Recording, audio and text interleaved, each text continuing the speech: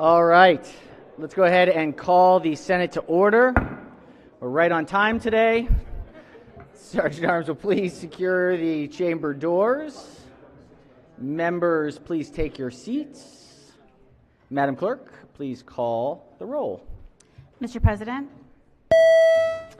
All right, Senators, we are very pleased to have a close neighbor, Reverend Jen Karsner of Asbury United Methodist Church in Arnold, Maryland, guest of the distinguished senator from the 33rd District. Please rise for the invocation.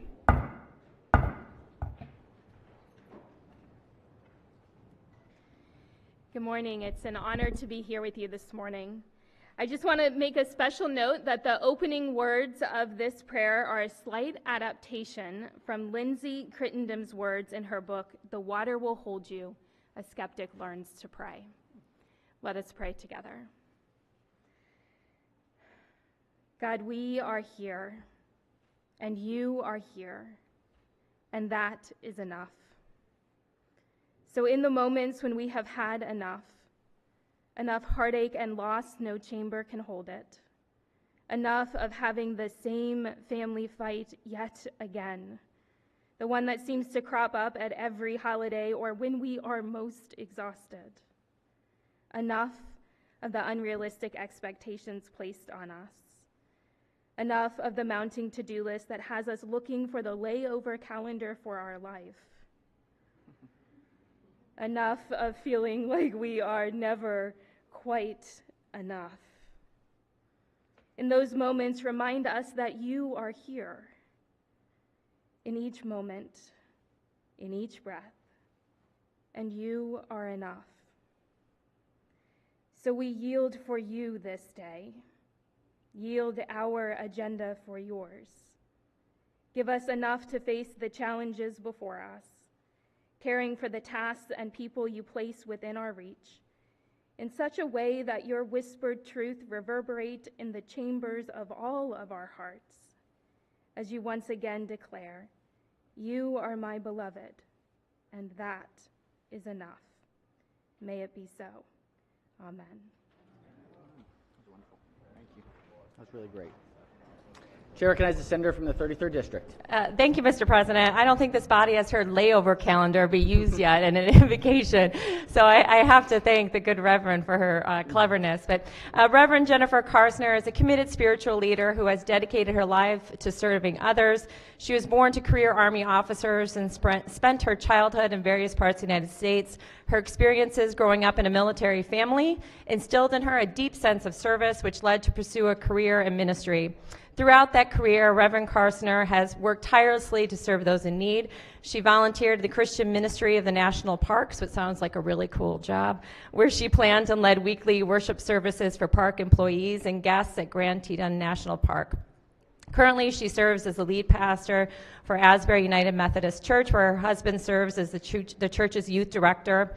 Asbury United Methodist Church, located in Arnold, is a community that values justice, equity, and unconditional love.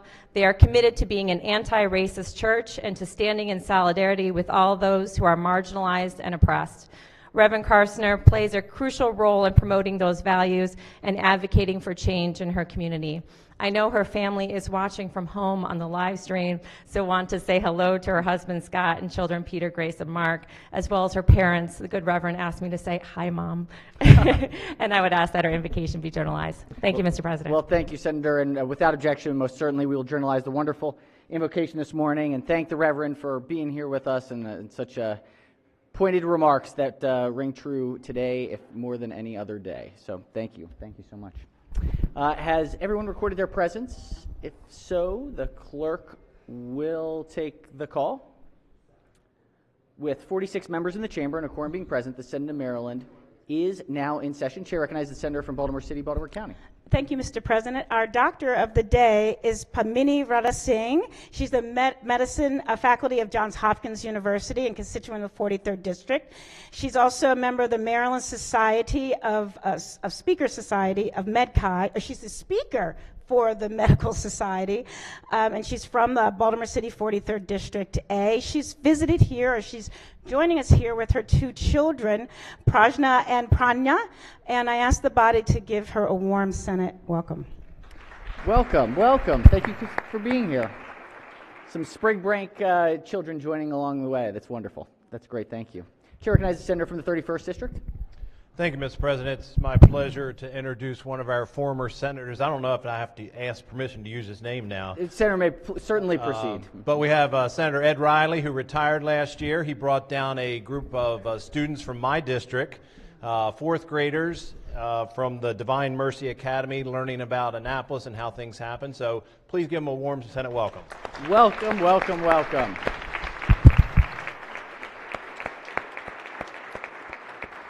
So the fourth graders at Divine Mercy have the best tour guide the state has to offer. So enjoy, enjoy.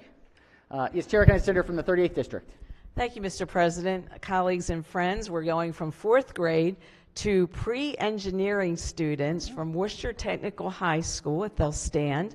They are led by their teacher, Ms. Valerie Zenti. And as just a reminder, Worcester County ranks third in quality of schools across the state. And I've already heard that some of the students that will be graduating are planning to attend Maryland universities and colleges. So please give them a warm welcome. Welcome, welcome. Chair recognizes the senator from District 11. Thank you very much, Mr. President.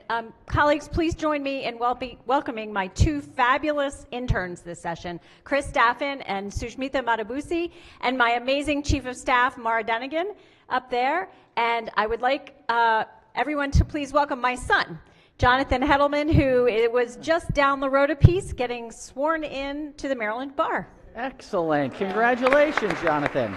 Congratulations. Very exciting. Very good. Excellent. Chair recognizes the Vice Chair of the Judicial Proceedings Committee. Thank you, Mr. President. I have a constituent joining me here today. His name is Peter Gray. He's up in the gallery. He is a community leader, a precinct official, a pedestrian and bicyclist activist, as well as a friend and supporter. Please welcome Peter Gray. Welcome, Mr. Gray. Welcome.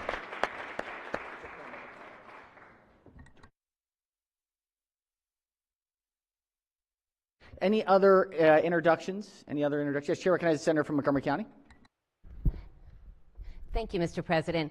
With me on the floor today is Matthew Kiviat. Matthew started with me as an intern more than 2 years ago.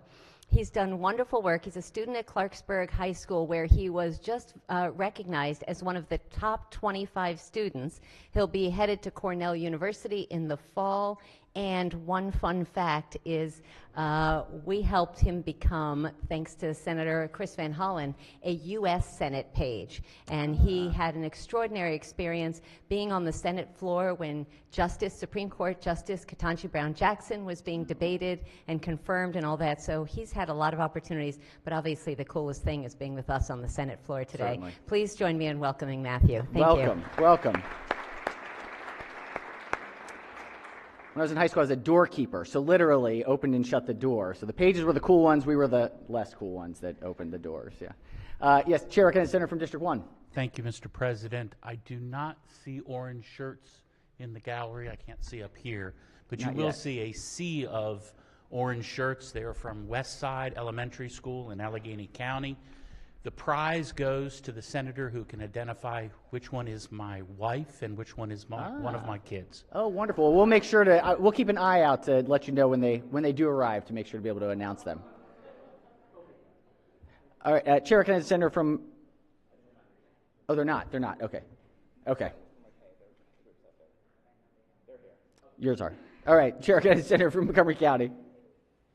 Thank you, Mr. President. I wanted to extend a warm welcome to the students from Tacoma Academy. If you could stand up so the senators can acknowledge you.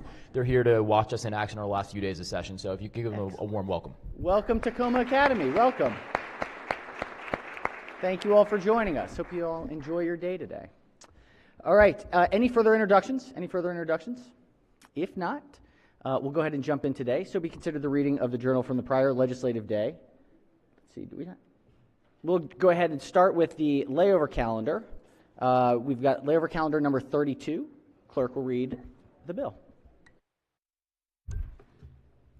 House Bill 843, Delegate Smith, Baltimore Regional Water Governance Task Force. Question is on the adoption of the one amendment offered from the floor by Senator M. Washington. Wow. Yes, sorry, Senators, the question is on the one adopting the floor amendment. Do we want to, Chair recognizes the maker of the amendment. Thank you, Mr. President.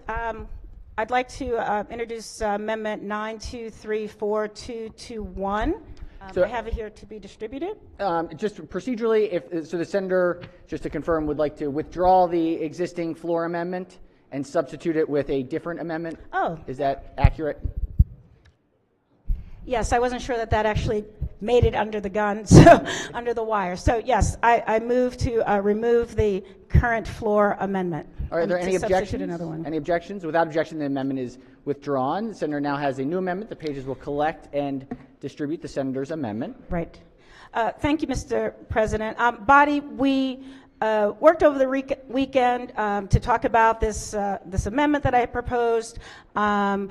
And we believe we've got there's a letter from both the county executive and the city addressing a lot of the concerns that this amendment was attempting to address. Therefore, I'm requesting that we just simply strike the entire item there. It's not needed in this task force. So I move for the amendment. All right, the senator moves the amendment. Let's hear from the floor leader.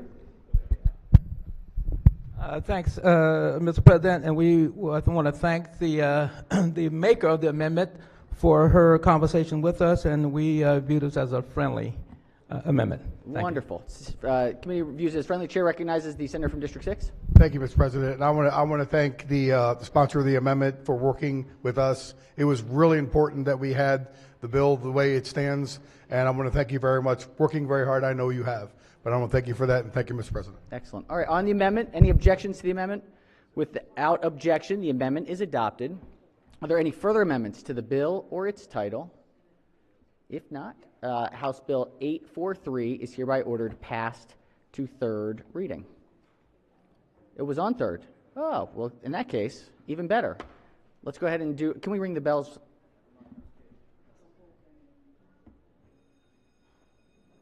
All right, make sure everybody is here.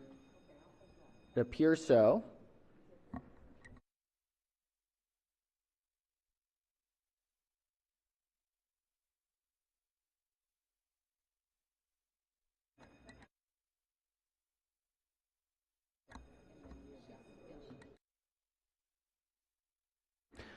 All right, give us just a moment. We'll get up on the board, make sure we get it correct.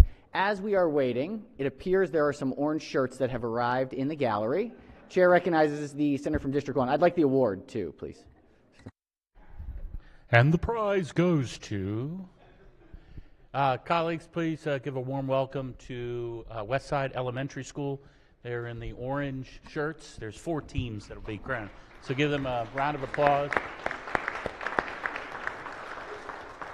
One of them is Kimberly McKay, my wife, and then one is my son, Lincoln McKay.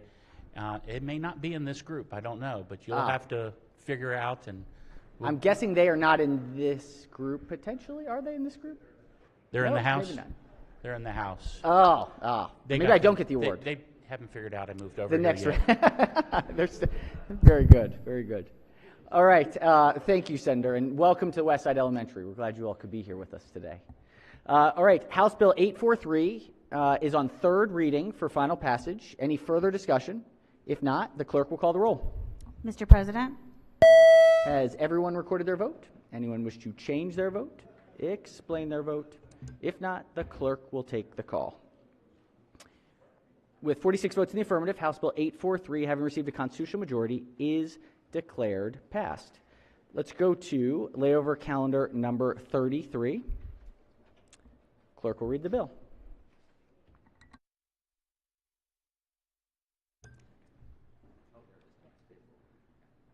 House Bill 550, the Speaker, Maryland Energy Administration Energy Programs Modification Clean Transportation Energy Act. Question is on the adoption of the 2 committee amendments and the favorable report. All right, Senators, the question is on the 2 committee amendments. The 2 committee amendments. Chair recognizes the minority leader on the amendments. Thank you very much, Mr. President. If the floor leader could yield for questions on the amendments. The floor leader. Senator may proceed. Thank you very much. Senator, we were just starting this, I think, on Friday afternoon and decided better to lay over this till today, but I wanted to just question first the amendments. It appears to be a fairly substantial amendment that is a little bit different than clean trucks that we've discussed before. So could you just explain what this amendment is? It's basically Section 2 at the bottom of the bill, but what is that amendment? We do change the amounts of the value of the, forgive me for just 1 second here. Yeah, no, but there's two parts, Senator. Right. There's the study language, of course, and I'm certain that you're not actually probably asking about the study language. I mean, the study language is obviously a part of it on where we're going to look at the solar generation systems. But the other part of the real changes in the bill do come with regard to some of what the incentives will look like, making some changes to the total amount of the incentive. One big one, of course, was initially, as we talked about before, it was going to be potentially 100%. That number has been brought down, as you can see in the bill, to 75% potentially, and also there's been a cap on there as well of the funds that will come out of CEF. So What was the cap? 10 million. The cap is 10 million now? Yes. So that was increased, right? That was Yes. originally, I think, when we talked about the legislation before, it was like 2.5 million. Yeah, that's the So it's cap. 10 million. But that is between 2024 and 2027 annual budget appropriation from the CEF as the 10 million now. So is it 10 million annually? Yes. 10 million annually, and this is to make up the differential between the cost of a diesel heavy-duty or medium heavy-duty vehicle and an electric. That is correct. Okay. But as was mentioned, you were asking about the amendments. It was brought down from the 100% down to 75% potentially. Brought down from 100% to 75%, but Yes. the amount was increased to $10 million annually. That is correct. Okay, and that 10 million annually is coming from the CEF fund. Yes. Which is essentially what the payments are coming from the alternative compliance payments. And additionally, and Reggie. Right, okay. But have we tapped into the CEF fund at any previous time this legislative session, as far as Well, as taking you out money? already well know, there's a cross section of things where we use CEF funds in order to further our goals with regard to climate priorities. So that remains the case as far as the different things that we use CEF funds for. Okay. I'm just interested in I know that there's legislation we've seen already, additional legislation coming that goes into CEF. CEF, as you mentioned, funded by Reggie. It's also funded by in a sense, the fines Yes. for generators not being able to meet the RPS. That is correct. And we've seen I guess, larger than expected amount of solar developers not being able to meet the goals that we put forward. And so they're having to pay the payments. But I thought that any payments that came from any CEF payments that were made from not being able to meet the solar recs had to be used specifically for solar-related projects. Is that still accurate, or is that being changed in this bill? Yes, that is still the case with this bill. So we won't see any, because I think it's accounted for separately. Yes. We won't see any dollars that are in the solar, the payment of the solar fines using this. So I guess my question with respect to the amount of money, $10 million, is what type of obligation do we have to the purchasers of these vehicles? So is this a first come, first serve type of thing? Because the way that I've seen this, and I think there has been a number of people have talked about how much more expensive the electric vehicle trucks are compared to the diesel trucks. And some have said 2 to 3 times the amount, some have gone as far as 4 times the amount. But if we look at 2 times the amount of the diesel diesel generated trucks, you're looking at potentially $225,000 more, which would be that difference that we're speaking about that the fund would pay for, right? Yes. Okay. So if we're looking at $225,000 additional for each vehicle, and then we're taking 75% of that, or we're looking at, I'm sorry, backwards. $300 was the difference that I saw if it was 2 or 3 times more. Took 75% of that, that's $225,000. $10 million would be enough to pay for 44 new trucks, okay, each year, 44. My question goes back to what I was saying before. Is there any type of obligation that the state has made to the purchasers of these new vehicles? For instance, if you wanted to get a fleet of vehicles, is it first come, first serve that gets, that gets that incremental difference? How does that actually work out? No, it is first of all, it's a grant program that already has certain requirements in it. This is obviously going to also make sure that we're only looking at commercial and industrial uses of it, and the MEA also, within that as well, when they're doing it, we want to make sure as well that they're giving certain preferences to domicile and operated within the state. And so we've put some parameters on there that we think would be appropriate to try to address who would be able to access this. Okay, but if my math is correct, and $10,000 gets us, or $10 million gets us 44 vehicles, what happens to the 45th purchase or the 46th purchase? How does that end up working as far as our obligation to those that want to participate in this? Well, first of all, Senator, we obviously are going to give authority to the MEA as far as the way that the grants are structured, and recall that it is up to 75% now. And so there is obviously that possibility too that as they see the demand and need, that they may make changes to how they administer the grant program. Okay. And the reason I was asking the questions is the fiscal note says the extent and duration of the increased spending cannot be reliably determined at this time. So that's what I was trying to get to. Has the General Assembly made some type of obligation to the purchasers of these medium heavy-duty electric vehicles that we will be there for them, but only to a specific amount, the cap, and only a certain percentage? It is true that we have put together a framework that provides a certain amount of money, the $10 million, up to the 75%. It is not specific. It is a program that's going to benefit and it's going to help close the gap for a certain number of Marylanders, but it's not a specific one for a particular entity. And there's going to be certain management that we're going to have, MEA is going to manage given the parameters that we set up to try to maximize the benefit for Marylanders. And you mentioned earlier there was reporting, or there was study language. I don't think that that's related to what we're talking about. It's not. But have we required MEA to report back to us how this program is working and how many vehicles we were able to pay that differential to? It will be part of the annual CEF report that you're aware of that we review on a regular basis. It will be a part of that. So it'll be in there, and they'll say how the program worked. Yes. and what was done. Okay, and then just finally, if I could go back to that study language real quick. That was different. That looks more at solar, and you're asking about non-tax related financial incentives. Specifically, yes. What are those?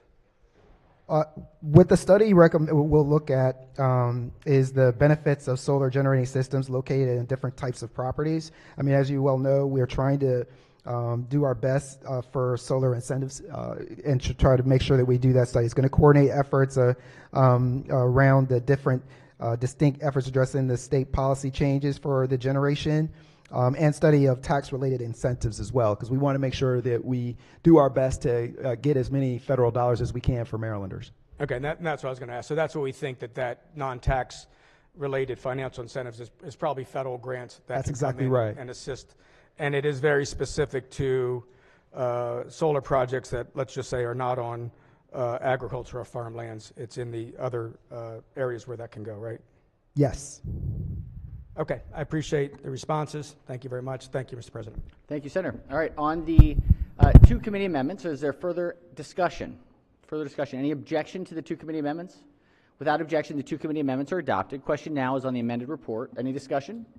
If not, all in favor? Oh, yes, Chair recognizes the senator from the 37th District. Thank you, Mr. President. Just quickly, and I think it's a little bit of a rhetorical question, but in this legislation, does it do anything to address fire? When any of the electric vehicles, the EVs, they catch on fire, is there anything in there for response to EV fires? No. Because I understand, I just checked this, it's 20 to 60,000 gallons of water to suppress an EV fire. And these battery-powered vehicles do catch on fire. That's what happens with the lithium batteries. The average swimming pool, Mr. President, is about 10,000 gallons. So we're talking 2 swimming pools of water at least, up to, say 60,000. We're talking about heavy-duty vehicles. And just wanted to share that. I guess it's not addressed. This is going forward. We're talking 2035, a eventual mandate for purchasing EVs.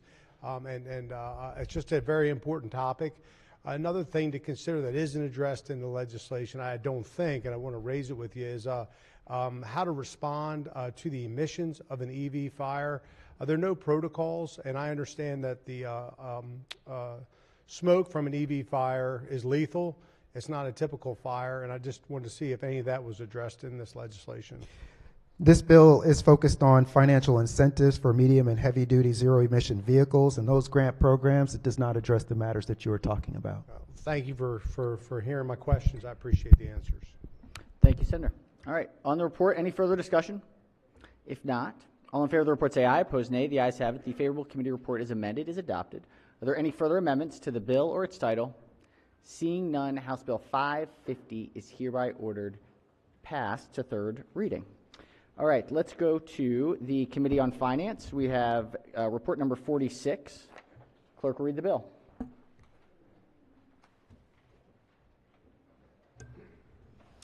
Senate Bill 647, Senator Carrozza, State Board of Pharmacy, Board Membership and Delegated Pharmacy Acts, favorable with 2 amendments. Chair recognizes the Senator from District 12 as the floor leader. Thank you, Mr. President. Senate Bill 647, as amended, is identical to House Bill 693, as amended. The bill, number 1, adds a registered pharmacy technician member to the State Board of Pharmacy. 2, it specifies that a licensed pharmacist may delegate certain data entry to be performed at a remote location to a registered pharmacy technician or registered pharmacy intern. 3, it prohibits a registered pharmacy technician or pharmacy intern trainee from making decisions that require professional judgment. 4, it repeals the prohibition on a registered pharmacy technician administering flu vaccines. And 5, it prohibits a pharmacy technician trainee from administering vaccinations. The bill also extends the termination date for the board by 2 years to July 1st, 2025. There are 2 amendments. The first amendment is technical. Amendment number 2 makes the bill an emergency bill. It also specifies that licensed pharmacists may only delegate the entry of certain data into databases or patient charts to be performed at a remote location and not other delegated pharmacy acts. It also authorizes a registered pharmacy technician to administer an influenza, COVID-19, or pneumonia vaccine to an individual over 18, an RSV or shingles vaccine to an individual over 50, and it prohibits a registered pharmacy technician from administering any other vaccine to an individual. Move the adoption of the 2 committee amendments in the favorable committee report. Floor leader moves for the adoption of the 2 committee amendments in the favorable committee report. On the amendments, any discussion? Any objections? Without objection, the 2 committee amendments are adopted. Question now is on the amended report. Any discussion? If not, all in favor of the report say aye. Opposed, nay. The ayes have it. The favorable committee report as amended is adopted. Are there any further amendments to the bill or its title? Seeing none, Senate Bill 647 is hereby ordered printed for third reading. All right, we've got another Committee on Finance, report number 47. Clerk will read the first bill. House Bill 615, Delegate Ampry, Work Group on Black, Latino, Asian American, Pacific Islander, and other underrepresented behavioral health professionals, extension of dates, favorable. Chair recognizes the senator from the 28th District as the floor leader. Thank you, Mr. President. Senators, House Bill 615 extends by 1 year the reporting and termination dates for the Work Group on Black, Latino, Asian American, Pacific Islander, and other underrepresented behavioral health professionals. The work group must submit a report on its findings and recommendations to the Governor and the General Assembly by July 1, 2024.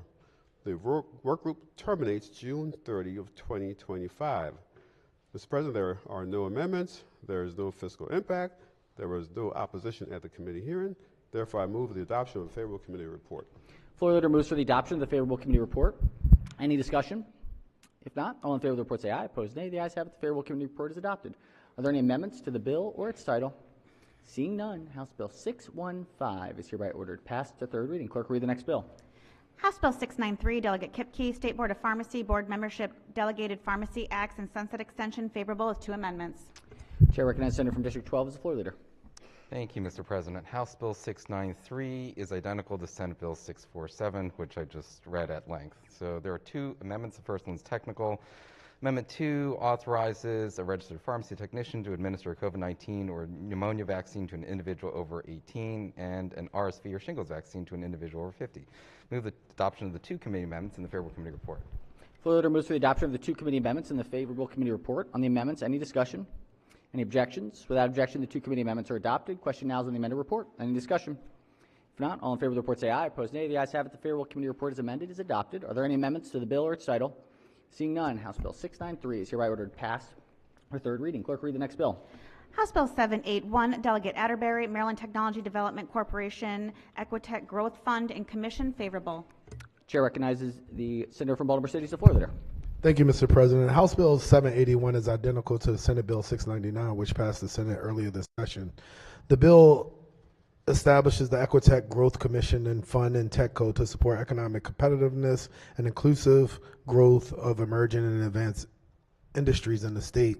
TechCo must staff the commission, which must develop and report on a strategic plan and 10-year goals by July 1st, 2025. For each of fiscal years 2025 through 2033, the governor must include an appropriation of $5 million for the program in an annual budget bill. There are no amendments. I move the adoption of favorable committee report. Floor leader moves for the adoption of the favorable committee report. Any discussion? If not, all in favor of the report say aye. Opposed, nay. The ayes have it. The favorable committee report is adopted. Are there any amendments to the bill or its title? Seeing none, House Bill 781 is hereby ordered passed for third reading. Clerk will read the next bill. House Bill 825, Prince George's Delegation, Town of Forest Heights, Prince George's County, Urban Renewal Authority for Blight Clearance, PG 410-23, favorable with 2 amendments. Chair recognizes Senator from District 12 as the floor leader. Thank you, Mr. President. House Bill 825, as amended, is identical to Senate Bill 506, which passed earlier this session unanimously. The bill authorizes the Town of Forest Heights in Prince George's County to undertake urban renewal projects for blight clearance by exercising the power of eminent domain to acquire properties in blighted areas that are zoned for commercial purposes. The town may not initiate an urban renewal project unless this legislative body adopts a resolution that defines the area and finds that rehabilitation or redevelopment is necessary and in the public's interest. Condemnation of land or property under the bill must be in accordance with the procedure set forth in state law. There are 2 amendments. The first is technical. Amendment number 2 strikes areas zoned for residential purposes from the bill's provisions authorizing the use of the power of eminent domain. Move the adoption of the 2 committee amendments in the favorable committee report. Floor leader moves for the adoption of the 2 committee amendments in the favorable committee report. On the amendments, any discussion? Any objections? Without objection, the 2 committee amendments are adopted. Question now is on the amended report. Any discussion?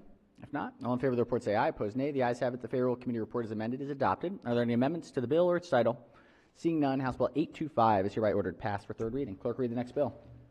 House Bill 1159, Delegate Collison, State Board of Dental Examiners, University of Maryland School of Dentistry faculty qualifying for examination, favorable. Chair recognizes the Vice Chair of the committee as the floor leader.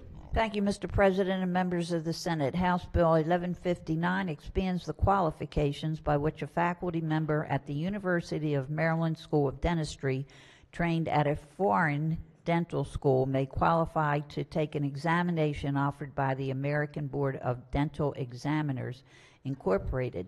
A faculty member may qualify if they are a general dentist who, number 1, has successfully completed a general dental practice residency or advanced education in general dentistry program, or number 2, is a board certified by the American Board of General Dentistry.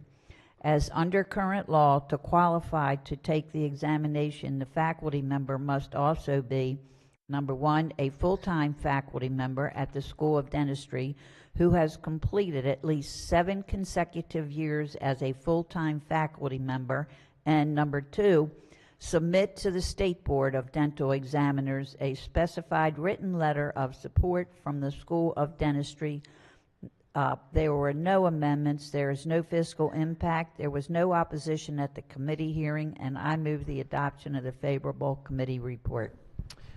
Floor leader moves for the adoption of the favorable committee report. Any discussion? If not, all in favor of the report say aye. Opposed, nay. The ayes have it. The favorable committee report is adopted. Are there any amendments to the bill or its title? Seeing none, House Bill 1159 is hereby ordered passed for third reading. Sticking with finance, report number 48. Clerk, read the first bill. House Bill 26, Delegate Bagnell, Health Occupation Psychologist Licensure Qualification, favorable. Chair recognizes the Senator from Anne Arundel as floor leader. Thank you, Mr. President. House Bill 26 establishes a second pathway for licensure as a psychologist from the State Board of Examiners of Psychologists. To qualify, an individual must, 1, have a doctoral degree in psychology from a school or university that, at the time the degree was awarded, had a specified regional accreditation. 2, received a postdoctoral respecialization certificate from a Department of Psychology that, at the time the certificate was issued, had an accredited degree program and included a minimum of 1,750 hours in a supervised internship in accordance with board regulations. And 3, completed at least 1,500 hours of training as specified. There are no amendments. There is no fiscal impact. There was no opposition at the committee hearing, and I move the adoption of the favorable committee report. All right. Floor leader moves for the adoption of the favorable committee report. Any discussion? If not, all in favor of the report say aye. Opposed, nay. The ayes have it. The favorable committee report is adopted. Are there any amendments to the bill or its title? Seeing none, House Bill 26 is hereby ordered passed to third reading. Clerk, read the next bill. House Bill 172, Delegate Kerr, Health Occupations Licensed Athletic Trainers Dry Needling Approval, favorable. Chair recognizes the Senator from Anne Arundel as floor leader. Thank you, Mr. President. House Bill 172 is similar to Senate Bill 232, which passed the Senate earlier this session. The bill authorized a licensed athletic trainer to perform dry needling as a specialized task if the athletic trainer is approved by the Maryland Board of Physicians. There are no amendments. I move the adoption of the favorable committee report. All right. Floor leader moves for the adoption of the favorable committee report. Any discussion? If not, all in favor of the report say aye. Opposed, nay. The ayes have it. The favorable committee report is adopted. Are there any amendments to the bill or its title? Seeing none, House Bill 172 is hereby ordered passed for third reading. Clerk, read the next bill. House Bill 234, Delegate Tavernas, State Board of Chiropractic Examiners, Disciplinary Actions, favorable. Chair recognizes the Vice Chair of the committee as the floor leader. Thank you, Mr. President. House Bill 234 is substantially similar to Senate Bill 200, which passed the Senate unanimously earlier this session. The bill authorizes the State Board of Chiropractic Examiners to deny a license to an applicant or take specified actions against a licensee if the applicant or licensee fails to comply with any board order. An order of the board may not be stayed pending judicial review. However, the board may grant a stay of enforcement of an order in accordance with the Administrative Procedure Act. The bill also specifies that the board may appeal any decision that reverses or modifies its order. If a license is suspended or revoked, the board may reinstate the license only in accordance with the terms and conditions of the order, suspension, or revocation, or an order of reinstatement issued by the board. There are no amendments. There was no fiscal impact, and I move the adoption of the favorable committee report. Floor leader moves for the adoption of the favorable committee report. On the report, any discussion? If not, all in favor of the report say aye. Opposed, nay. The ayes have it. The favorable committee report is adopted. Are there any amendments to the bill or its title? Seeing none, House Bill 234 is hereby ordered passed to third reading. Senators, before we go to the next bill, we have a special guest, someone who looks much lighter, as though an albatross has been taken from his neck. He's ready for a whole new world, brave new world. I ask him to give us some inspiration for the final week. If our former Attorney General and former, most importantly, State Senator from Montgomery County, Brian Frosch, could please come on up.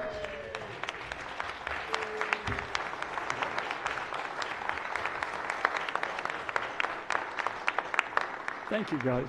Thank you very much. It's exciting to be back here. It's great to see you all. I'm envious. I wish I could be here. Where's Senator Kelly? Excuse me if I may use her name.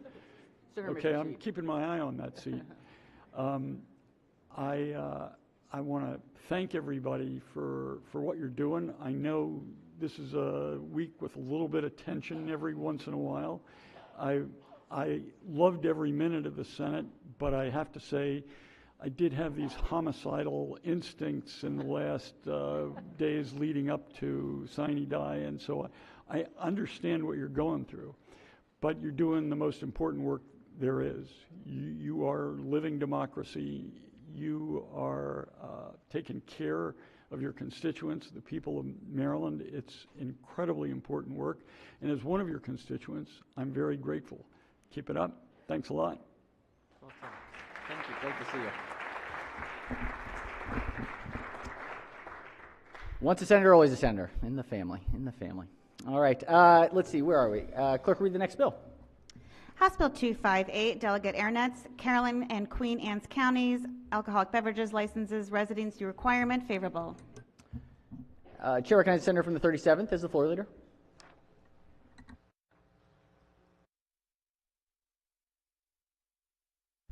Thank you, Mr. President. Sorry, I had to get my jacket buttoned. House Bill 258 alters the residency requirement for an alcoholic beverages license on behalf of a partnership, corporation, or club, or limited liability company in Caroline County, and a partnership in Queen Anne's County, and also makes technical changes. The bill establishes that the residency requirement for an applicable license is satisfied if at least one of the applicants is a resident of the state at the time the application is filed, and provides that a license only remains valid for as long as at least one of the applicants is a resident of the state. There are no amendments. There is no fiscal impact. There was no opposition at the committee hearing, and I move the adoption of the favorable committee report. Floor leader moves for the adoption of the favorable committee report. Any discussion? If not, all in favor of the report say aye. Opposed, nay. The ayes have it. The favorable committee report is adopted. Are there any amendments to the bill or its title? Seeing none, House Bill 258 is hereby ordered passed for third reading. Clerk, read the next bill. House Bill 454, Delegate Lopez, Health Occupations License Certifications, Registration, Lawful Presence, and Identification Numbers, favorable. Chair recognizes the senator from the 20th District as the floor leader. Thank you, Mr. President. Senators, House Bill 454 is identical to Senate Bill 187, which passed the Senate earlier this session. The bill prohibits a health occupations board from requiring as a condition for licensure, certification, or registration that an applicant, one, provide proof of a lawful presence in the United States, or two, have a social security number or individual taxpayer identification number.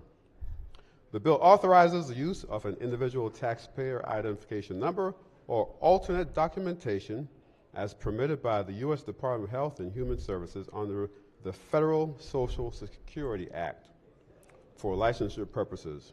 It does so by specifying that each health occupations board must require each applicant for a license to either disclose the applicant's social security number as required under current law, or individual taxpayer number, or provide alternate documentation. Mr. President, there are no amendments. Therefore, I move the adoption of the favorable committee report. All right, floor leader moves for the adoption of the favorable committee report. Any discussion?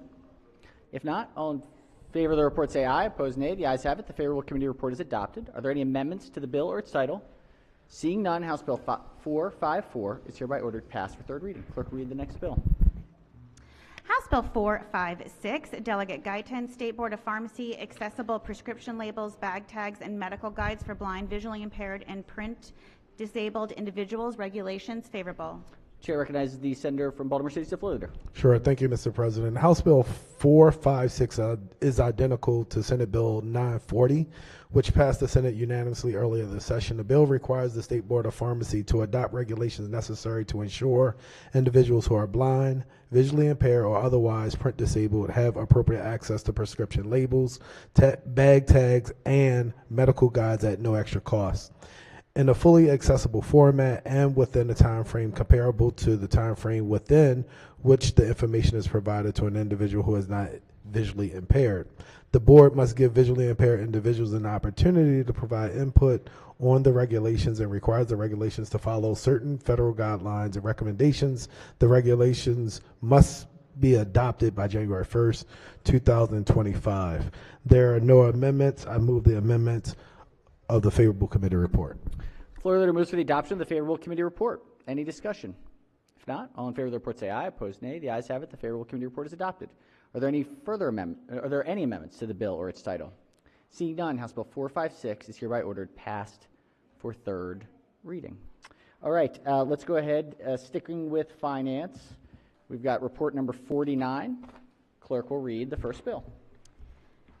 House Bill 246, Delegate Harrison, Alcoholic Beverages Class 4 Limited Winery License Food Service, favorable to amendments. Chair recognizes the Senator from Anne Arundel as the floor leader. Thank you, Mr. President.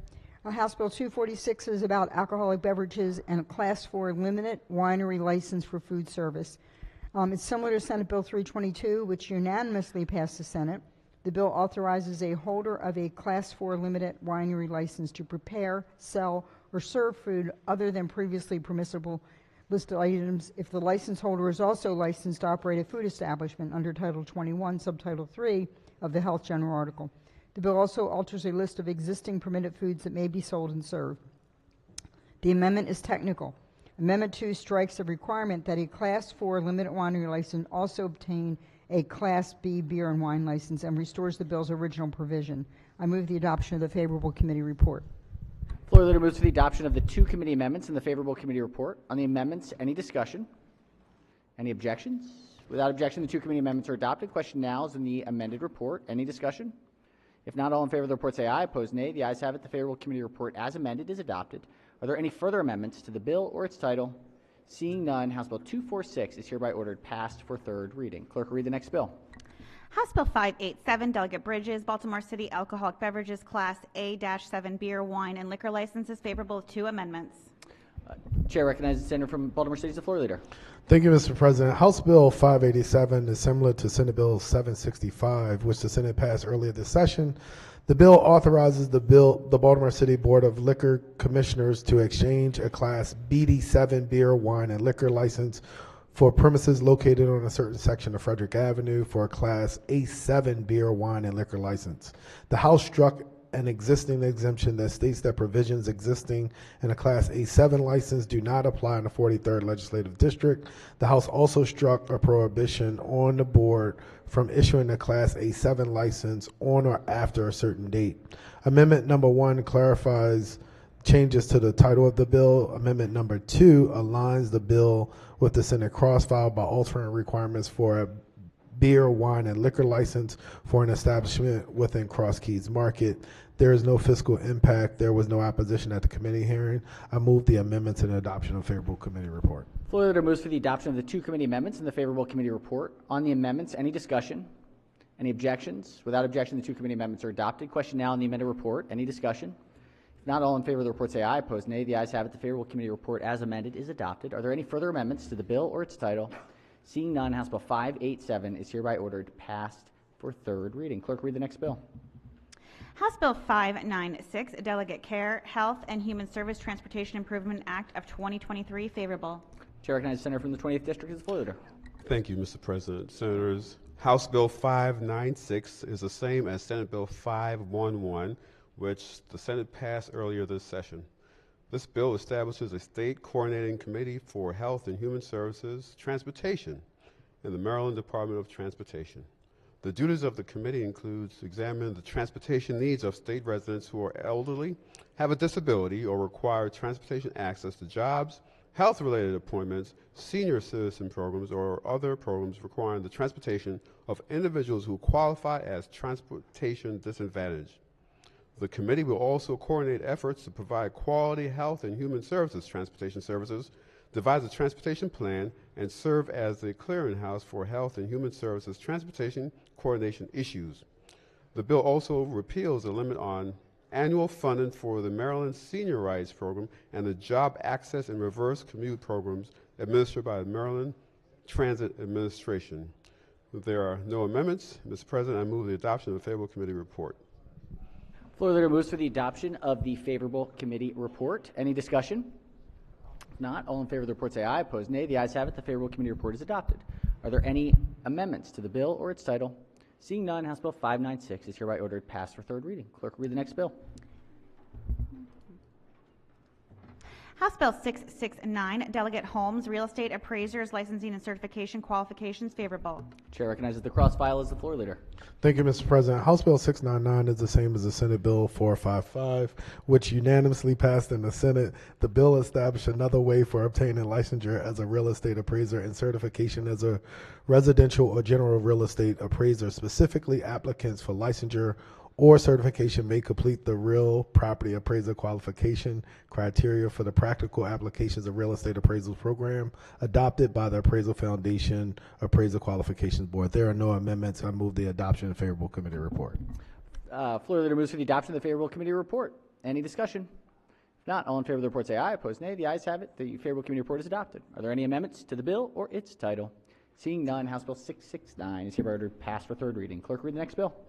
House Bill 884, Baltimore City Delegation, Baltimore City Insurance Certificates of Guarantee for County Bond Requirements, favorable. I don't remember this one.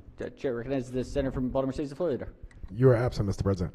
House Bill 884 authorizes but does not require Baltimore City to honor certificates of guarantee issued by a nonprofit association of contractors or its wholly owned subsidiary in order to satisfy certain city bond requirements. This is a similar bill that Baltimore County passed as well.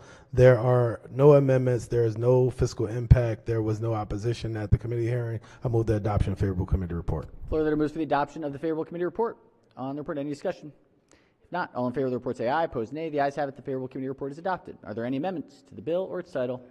Seeing none, House Bill 884 is hereby ordered passed for third reading. Clerk, read the next bill. House Bill 885, Delegate Ampry, Baltimore City Alcoholic Beverages Related Event Promoters Permit, favorable. Chair recognizes the cross file as the floor leader.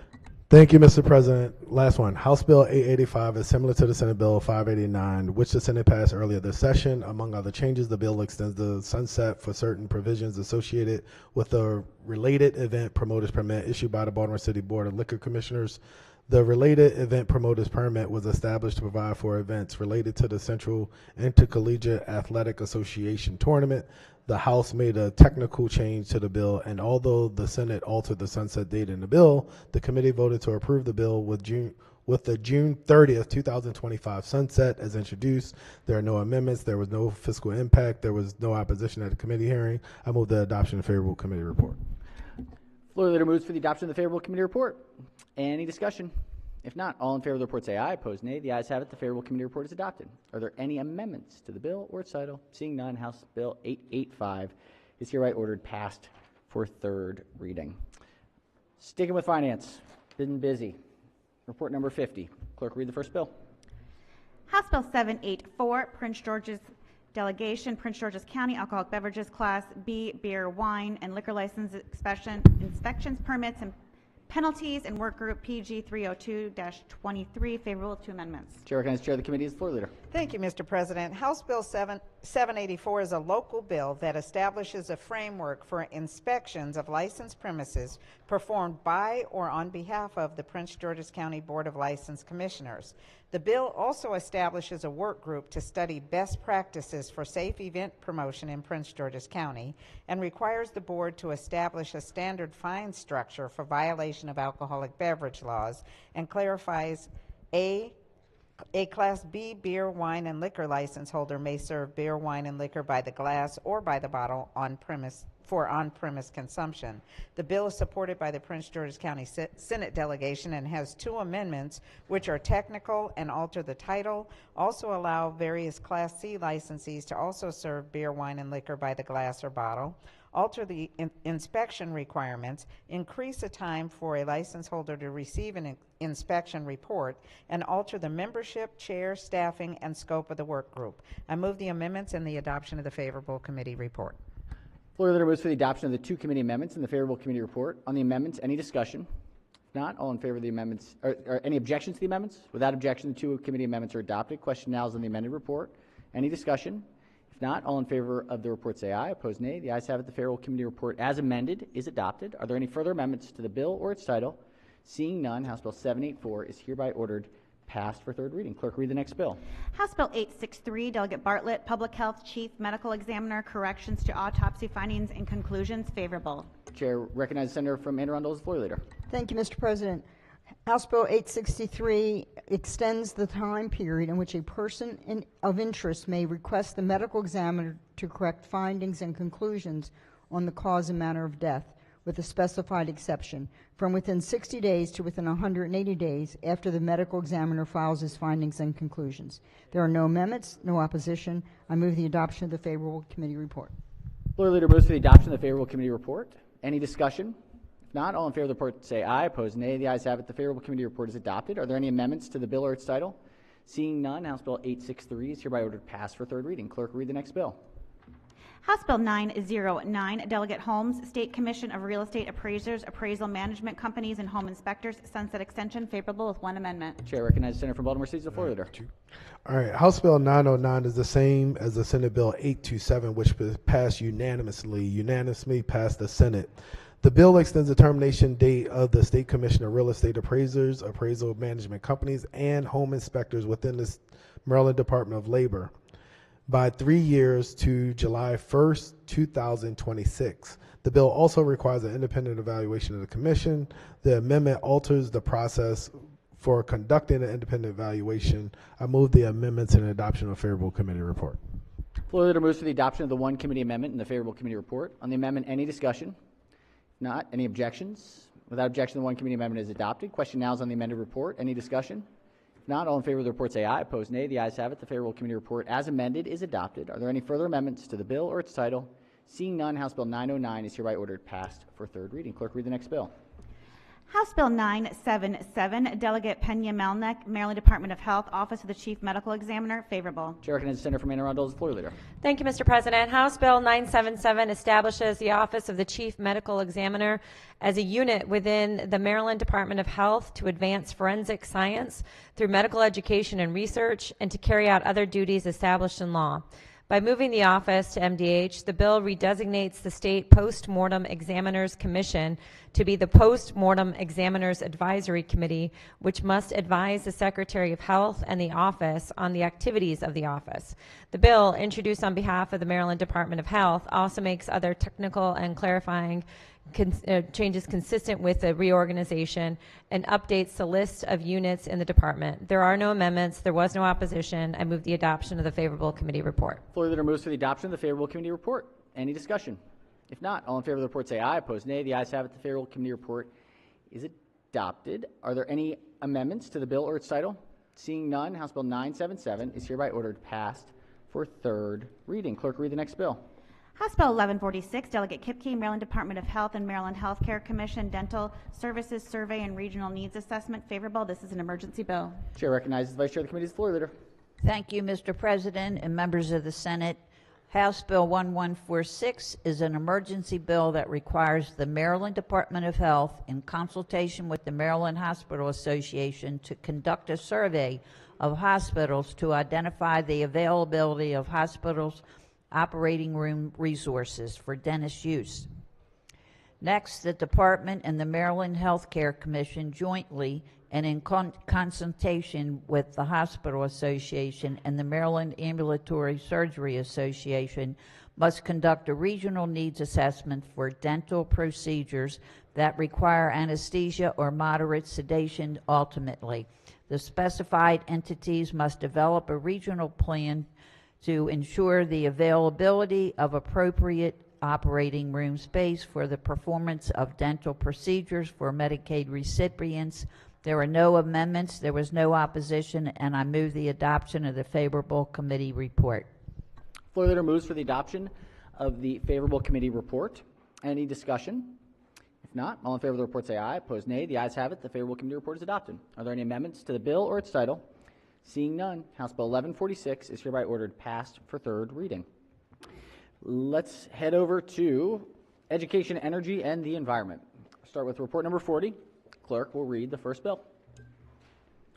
House Bill 153, Delegate Wells, Baltimore City Board of School Commissioners, Student Members, and Task Force to Study Compensation and Student Members, favorable with one amendment. Chair recognizes the Senator from Baltimore City and County as the floor leader. Thank you, Mr. President. HB 153 is a delegation bill. It is a cross-file of a Senate bill in the same posture. This bill passed last year. What does it do? It sets some strategic priorities for the bill. It also seeks to support a robust student participation and aims to transform student participation on the board by doing the following. Expands the authority of the student member of the board. It alters the process by which student members are nominated and voted on by their peers for membership. And additionally, it establishes a task force to explore compensation for school board members. There is one committee amendment. The committee amendment strikes the authorization for middle school students to vote for a student member of the board. I move for the adoption of the one committee amendment and the favorable committee report. Floor leader moves for the adoption of the one committee amendment and the favorable committee report. On the amendment, any discussion? Any objections? Without objection, the one committee amendment is adopted. Question now is on the amended report. Any discussion? If not, all in favor of the report say aye. Opposed, nay. The ayes have it. The favorable committee report as amended is adopted. Are there any further amendments to the bill or its title? Seeing none, House Bill 153 is hereby ordered passed for third reading. Clerk, read the next bill. House Bill 161, Delegate Corman, Northeast Maryland Waste Disposal Authority evaluation, termination of bond authority, and assumption of function employees and contracts, Northeast Maryland Waste Disposal Authority, Sunset Act, favorable. Chair recognizes the senator from Frederick as the floor leader. Thank you very much, Mr. President. This bill terminates the Northeast Maryland Waste Disposal Authority's bond authority beginning June of this year. The bill also requires the Department of Legislative Services to conduct an evaluation and the Maryland Environmental Service to conduct a review and analysis of the authority. By December the 1st of 2024, the Department of Legislative Services and the Maryland Environmental Service must submit reports on their evaluation and review to specified legislative committees and the Maryland General Assembly. The purpose of this is to ensure that the Northeast Maryland Waste Disposal Authority has been implementing its statutory obligations and whether or not they could be implemented more efficiently and effectively elsewhere. The committee voted this out unanimously. Therefore, I move for adoption of the favorable committee report. Floor leader moves for the adoption of the favorable committee report. Any discussion? If not, all in favor of the report say aye. Opposed, nay. The ayes have it. The favorable committee report is adopted. Are there any further amendments to the bill or its title? Seeing none, House Bill 161 is hereby ordered passed for third reading. Clerk, read the next bill. House Bill 466, Delegate Otto, Worcester County Natural Resources, Hunting, favorable. Chair recognizes the senator from the 38th District as the floor leader. Thank you, Mr. President. House Bill 466 is a local bill which authorizes the Department of Natural Resources to allow a person in Worcester County to hunt on each Sunday of the game, bird, and mammal season on private property and public land designated for Sunday hunting by the department. Except as specified, the department may only allow such hunting from 30 minutes before sunrise until 10:30 a.m. The bill also decreases the archery hunting safety zone in Worcester County from 150 yards to 50 yards from a dwelling, house, residence, church, or any other building occupied by human beings, which is consistent with other counties. There are no committee amendments. I move favorable adoption of HB 466. All right, floor leader moves for the adoption of the favorable committee report. On the report, any discussion? If not, all in favor of the report say aye. Opposed, nay. The ayes have it. The favorable committee report is adopted. Are there any further amendments to the bill or its title? Seeing none, House Bill 466 is hereby ordered passed for third reading. Clerk, read the next bill. House Bill 683, Delegate T. Morgan, Natural Resources, Apprentice Hunting Licenses, alteration, favorable. Chair recognizes the senator from Howard and Montgomery County as the floor leader. Thank you, Mr. President. Colleagues, House Bill 683 is identical to Senate Bill 91, which was passed unanimously by the Senate. It authorizes the Department of Natural Resources to issue an apprentice hunting license to a person younger than the age of 17 who has previously been issued an apprentice hunting license. DNR must require the applicant for a second apprentice hunting license to repeat the required DNR-approved short online or electronic course of instruction in competency. There are no committee amendments, and there is no fiscal impact. I move that On the favorable report? On the favorable. All right. Thank you. Of course. The floor leader moves for the adoption of the favorable committee report. Any discussion? If not, all in favor of the report say aye. Opposed, nay. The ayes have it. The favorable committee report is adopted. Are there any amendments to the bill or its title? Seeing none, House Bill 683 is hereby ordered passed for third reading. Clerk, read the next bill. House Bill 830, Delegate Chirasa, residential construction or significant renovation, electric vehicle charging, favorable with 3 amendments. Chair recognizes the chair of the committee as the floor leader. Thank you, Mr. President. Just by way of a little background, this bill, we also have a Senate bill crossfile on the next calendar. I think is important to sort of for the body to have some context. So way back in 2007, this body passed the Clean Cars Act of 2007, which required us at that time to follow the vehicle emission standards set by the state of California rather than the far less stringent federal standards, and that was permitted under the Federal Clean Air Act at that time.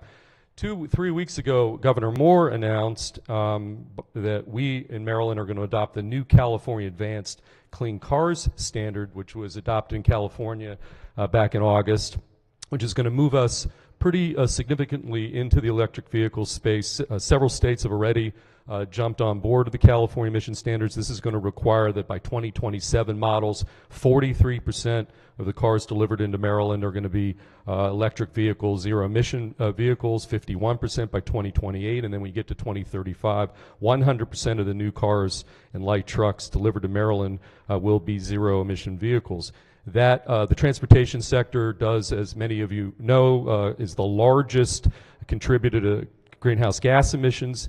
The transportation sector, that is, which is why we're moving forward in terms of our broader climate change strategies here. And so we're moving aggressively in Maryland. The country's moving that way. But the biggest obstacle facing our state and the nation is no longer range anxiety. It is charger anxiety. And studies have found that 1 in 5 electric vehicle drivers actually, after a purchase, go back to gasoline vehicles primarily because of lack of charging stations, charging infrastructure. A second quick point, Mr. President, before I go to the particulars of the bill, there is a massive shortage of chargers where drivers need them most, at their homes. 80 to 90% of drivers charge their cars, their electric vehicles at home.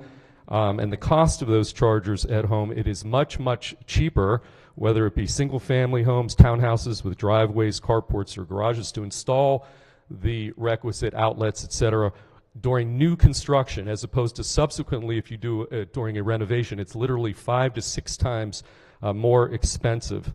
And so, again, the fact is it's far cheaper to install the EV charging apparatus in new construction rather than retrofitting to an existing structure. So which brings us to House Bill 830, specifically as amended House Bill 830, which passed unanimously out of the committee. And I should note that it was pared back and no longer has opposition from our builders or our developers, requires that new construction of housing units that include a garage, carport, or driveway for each residential unit requires that for each residential unit it must have 1 dedicated parking space with electric vehicle supply equipment that is fully installed, or 1 EV-ready parking space. When I say EV-ready, we're talking an outlet that you can plug in your electric vehicle. The bill applies only prospectively, does not affect any new construction or significant renovation for which a complete commercial or residential service request is made. Again, this is prospectively only. There are 3 committee amendments, Mr. President. Amendment number 1 is technical. Amendment number 2 strikes provisions that would have applied the bill's requirements to major renovations and that would have authorized the installation of EV-capable parking spots. The amendment strikes provisions of the bill applicable to multifamily residential buildings. We're going to put that off. That's a much more complicated endeavor. There's study language, so we'll come back, I think, in 2024 and deal with that subject. So we're basically doing the low-hanging fruit here with new construction, single-family homes, townhouses, duplexes, and the like. Amendment number 3 requires the Maryland Energy Administration to study and make recommendations regarding the installation of electric vehicle parking spaces at multi-family residential buildings. And with those recommendations, I think we can move forward in that space. So all that, Mr. President, I'd move adoption, 3 committee amendments, and the favorable committee report on House Bill 830. All right, the floor leader moves for the adoption of the 3 committee amendments and the favorable committee report. On the amendments, Chair recognizes the minority whip. Thank you, Mr. President. I wonder if my friend, the chair of the committee, would yield for some questions. Absolutely. May proceed. Yes. So I was sitting here reading through this bill a little bit, and there have been extensive amendments. You just mentioned that this only deals prospectively with new construction. Correct. And that we'll come back for the rest of the gang later. Well, that's a separate conversation for another session. Okay. Right. Now I understand. So as I look at this, I was trying to look at how it affects local county zoning laws. So there's a section of the reprint on page 5 that says, notwithstanding any other law, a county, municipal corporation may require the construction of housing units to include a greater number of EVC installed parking spaces or electric vehicle ready parking spaces than are required. So that's giving them, I guess, the permission to make further requirements. Can you explain what that does? It's heavily struck through, so I know you guys did some work on it. I think that, as you just suggested, that local counties could go require more than is called for in this piece of legislation. Let me just also add to that point, Howard County has actually had a program since 2019 very much akin to this bill for new construction. So since 2019, Howard County has actually been doing this. Other counties may want to pass their own local ordinances or laws but right now Howard County is the only one doing it. But yes, it's not restricting the ability of a local to require more electric vehicle ready spaces than is called for in this bill. So yeah, could you repeat what is called? I was trying to understand. Repeat what is called for in this bill as far as new. Is this new standalone home construction and multi? Yeah, it's just very specifically defined in the bill. We're talking about. Find the language here. Residential units. We're talking a single family. Let's get the actual reprint language here. I'm looking for it. Page 3. We've defined housing unit, pretty clearly, unambiguously. Single family detached houses, duplexes, and townhouses. And these are ones with garages, carports, and driveways. That's basically, specifically, all this bill applies to. We did pare it back, as I mentioned earlier. The original bill dealt with substantial renovations, multifamily homes.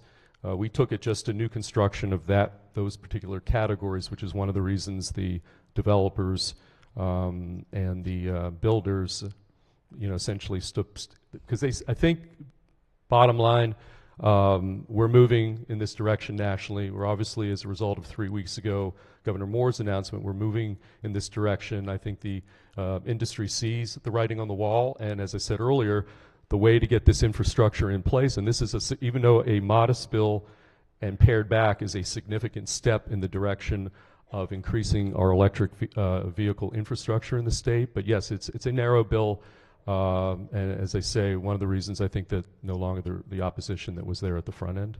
So it requires that any new home, single family construction has to have, it looks like, one parking space that's outfitted or just capable? Well, that was one of the debate. EV capable was some of the language floating around.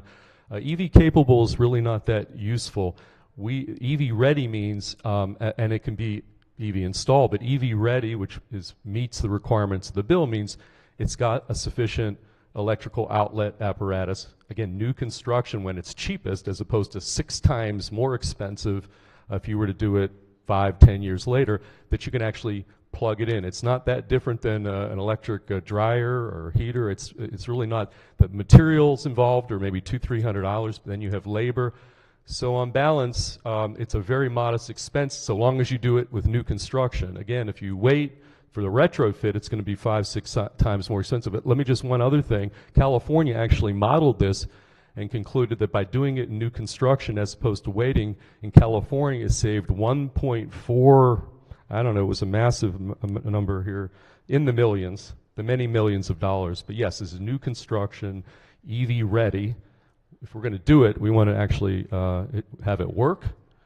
For folks like the senator from the 19th district I'm looking at over there. In any event, yes. No, that's good. I mean, that's very helpful. So, because it's sort of like, I had a gas-powered dryer, and it was no longer working, so we bought, and it's very hard to get gas powered now, and so we got an electric for our house. It's on the, we had to go get it rewired because we didn't have, it wasn't wired for electric. So Right. similar in that if you rewire, obviously you have to, I get that it has to be, it's better to do it on the front end, and the charging station equipment or the output you're saying is maybe $200-300 to have a port installed. So I understand that. So basically that's the floor then.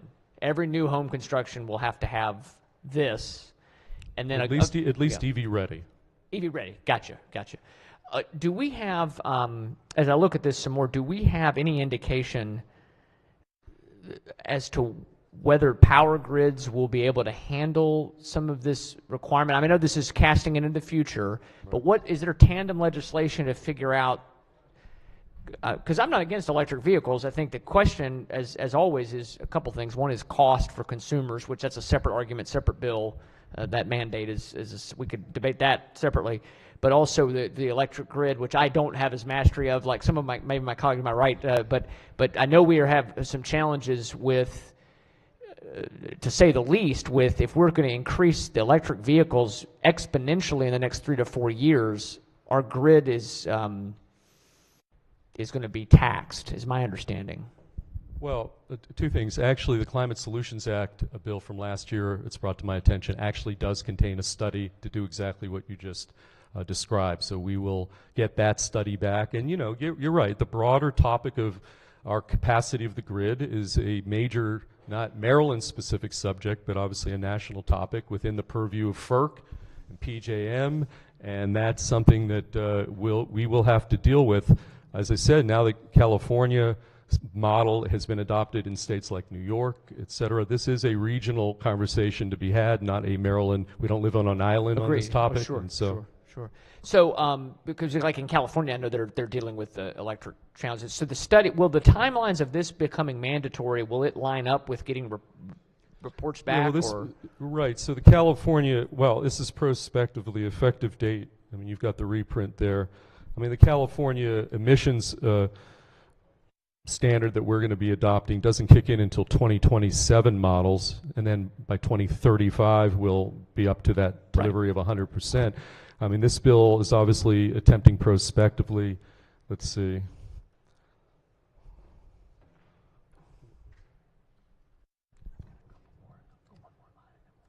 Okay, yeah. Well, the study is broader than just electric vehicles, involves electrification of buildings and the like, which was contemplated in the Climate Solutions Understood. Act. Yeah.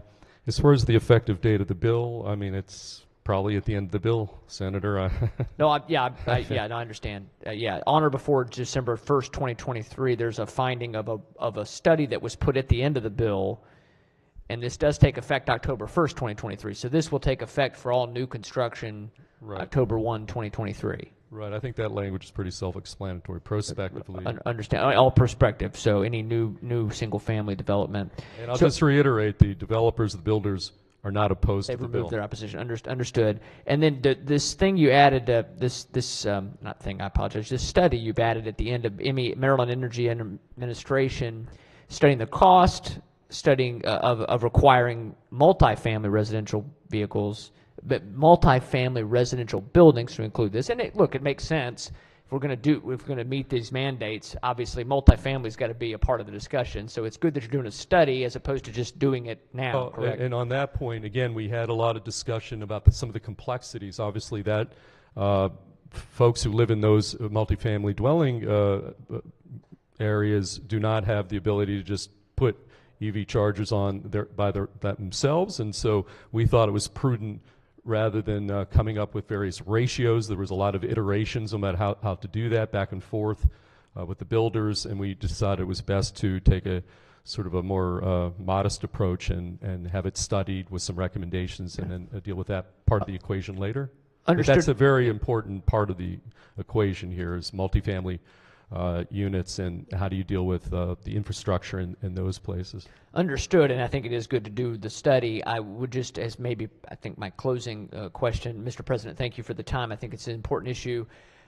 So in this study language, we're studying whether you should have a certain percentage of the parking spaces be available, what the cost will be, retrofitting costs. All of that sounds like good to study.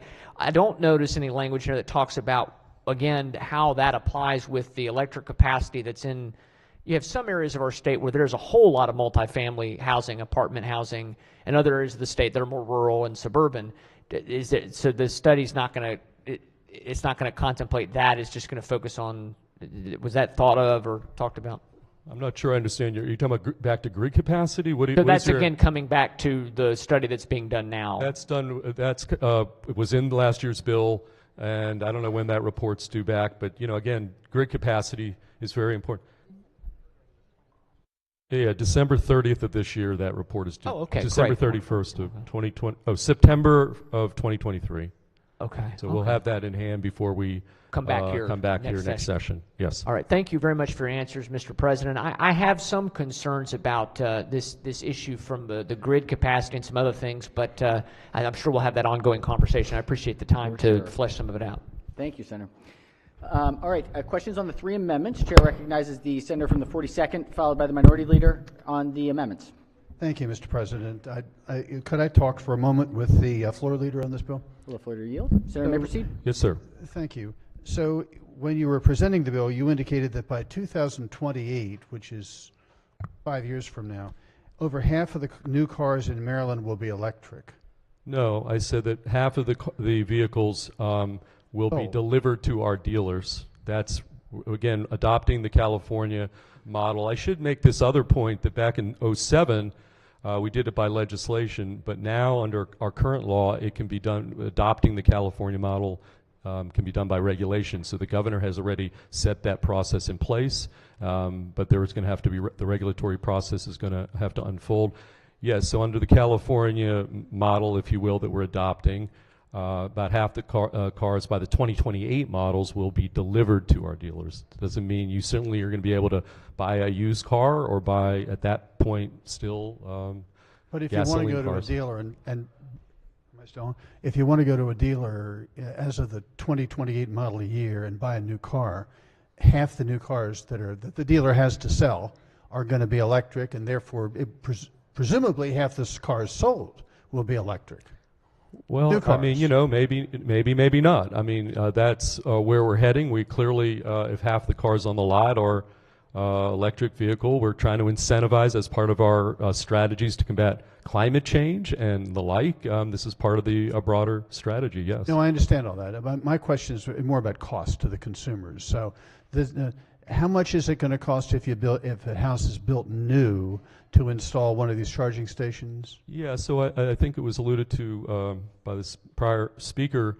The materials are very modest. I think the testimony in the committee was $200 or $300 if you do it on new construction. And that's why we shied away from some of the other parts of the bill.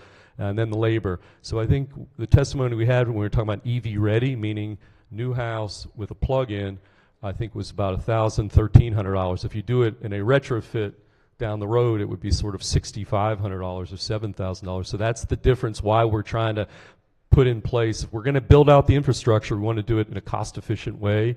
And again, the builders and developers were not opposed because I think they see where the state's moving, and this is all, I think, a team effort by everybody. So that was the information I was trying to tease out. So Right. I live in a house that was built the better part of 100 years ago. Nice house. It's not decrepit, but it was built a long time ago. It does not have a charging station. And in my case, my driveway is about as steep going to my garage as a road in San Francisco. It's really steep. We never use it. So for us, if we got a new car, which was electric, we would have to install a charging station at the top of that hill in the driveway.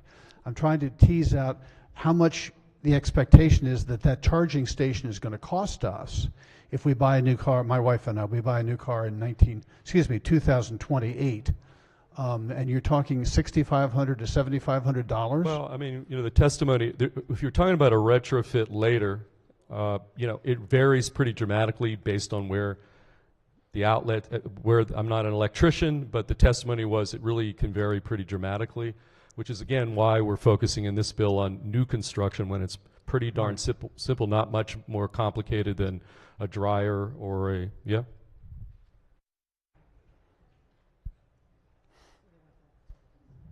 Yeah, I should also say that the bill that we just heard from the governor I mean, we've got all kinds of rebates. There's actually all kinds of incentives, federal and state, in terms of installation. So whatever the total cost, you've got to have to factor that in. And those, I think Inflation Reduction Act and the rest, there's a lot of money being thrown in terms of incentives to basically mitigate that cost for you in that regard. And there may even be, there is money actually, I may want to yield to my colleague from the committee who just defended the governor's incentive bill, which I think has some language to do some of this as well. That dealt with trucks, so this is cars, but I think there's some money.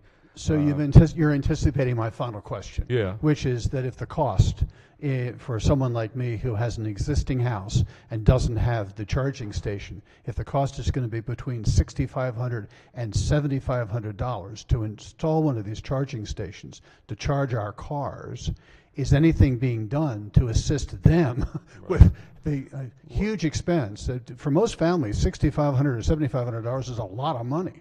Yeah, so we have specifically a rebate program in Maryland that is actually enhanced and funded in the governor's bill that we just heard 20 minutes ago. And then at the federal level, Inflation Reduction Act has, I think there's federal money as well. So that's, again, part of the incentive package, both at the federal level, here at the state level, as we move in this direction. The final point I'd make is you talk about owning a home for a long time.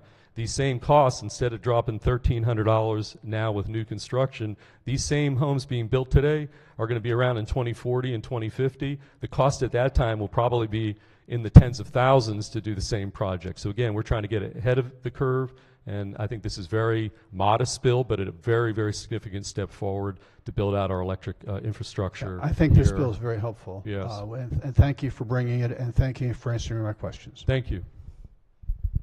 All right. On the three amendments, Chair recognizes the Minority Leader. Thank you, Mr. President. Could the floor leader continue to yield, please? Yes. Sir, may proceed. Thank you very much. Just a couple quick questions. On page 2, the bill is very technical in what it requires as far as a 40 amp, 208, 240 volt circuit with a NEMA 14-50R receptacle. Is that industry standard, or why are we that specific in that designation? You know, we had testimony that this is really what will get it done. I'm not an electrician. We based this on the committee testimony. I'll just say that there was not on that particular specific adjustment in the bill from the way the bill came in. I don't recall there being pushback, certainly from the folks who will have to do it. There was no particular pushback. Okay. I didn't know if there was a...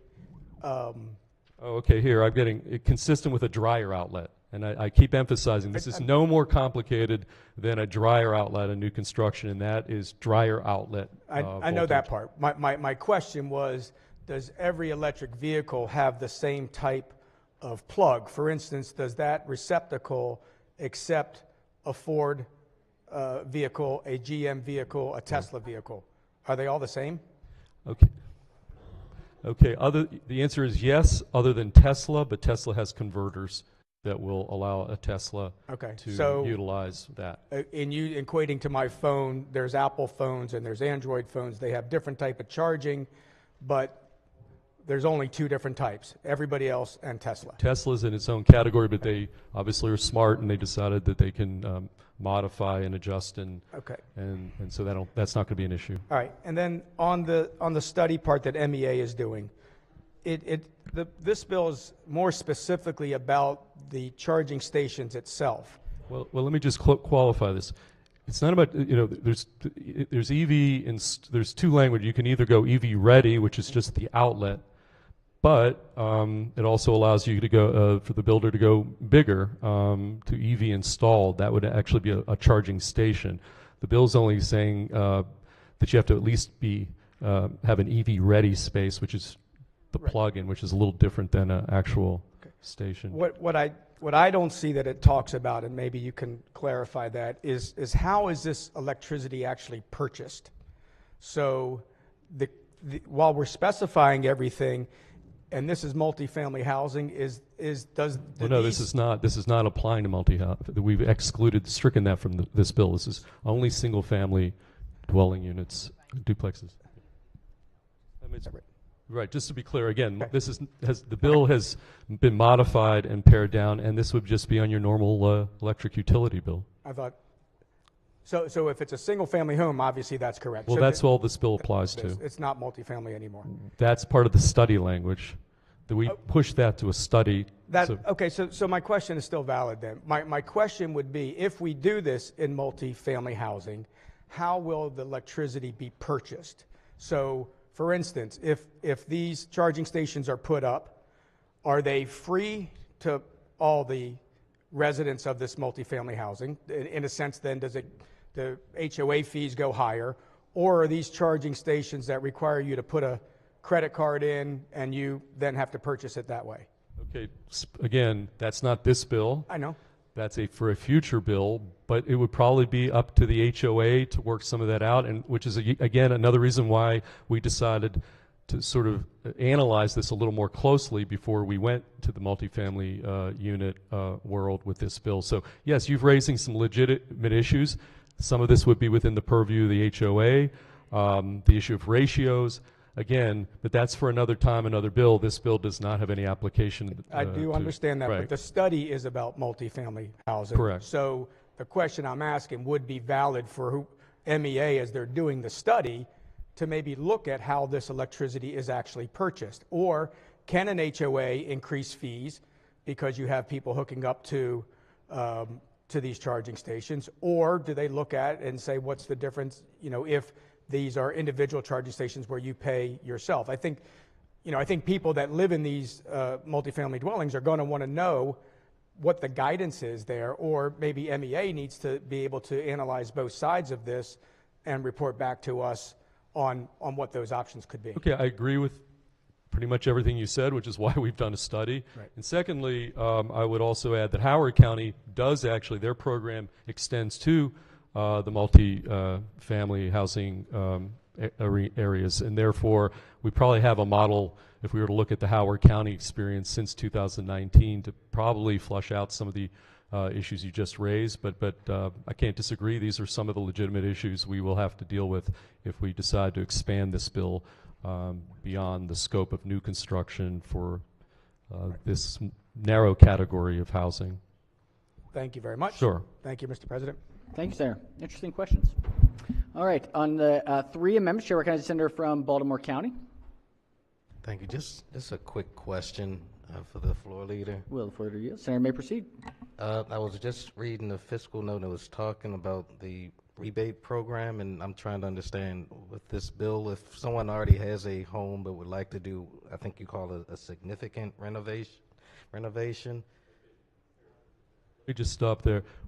That part of the bill's been stricken. That's stricken. So the significant renovation under the bill as introduced, it applied to new construction plus under circumstances where you're doing a significant renovation. That, along with the portion we were just talking about, that was stricken. So that's actually not currently part of the bill. But the rebate, we do have a rebate program.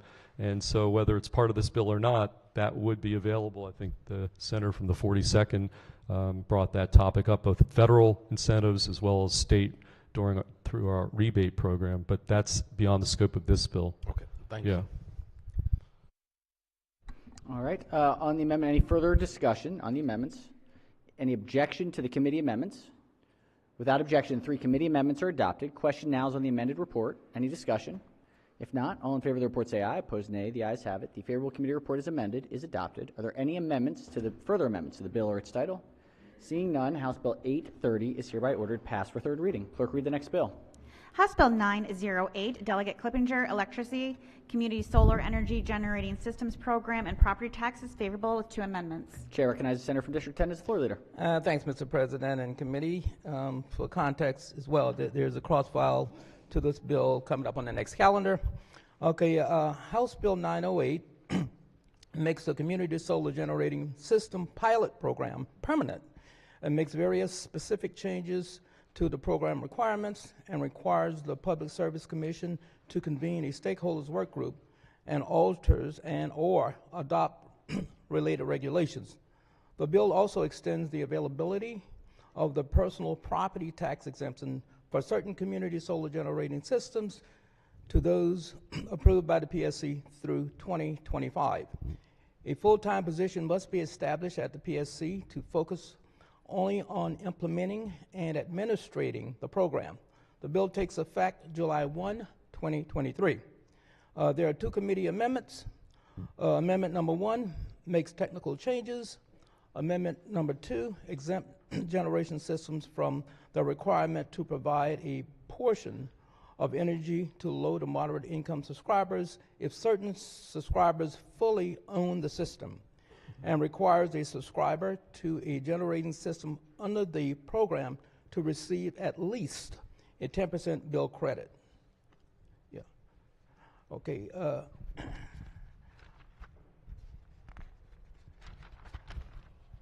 right, Mr. President, I move the amendments and the favorable committee reports. Floor Leader moves for the adoption of the 2 committee amendments and the favorable committee report. On the amendments, any discussion? Chair recognizes the Minority Whip on the amendments. Thank you, Mr. President. I wonder if the floor leader would yield for a question. Will the floor leader yield? Yes. Senator may proceed. Certainly. So I think it's important for the body to note that this is a massive bill. This is a very big bill, and this is making something that was a pilot. You mentioned, of course, you said that permanent. Can you talk a little bit about, you talked about there's an exemption for, is it an exemption for property tax if you own it, or is it an exemption, you talked about an exemption if you own the system. Can you go back over that ground for a moment?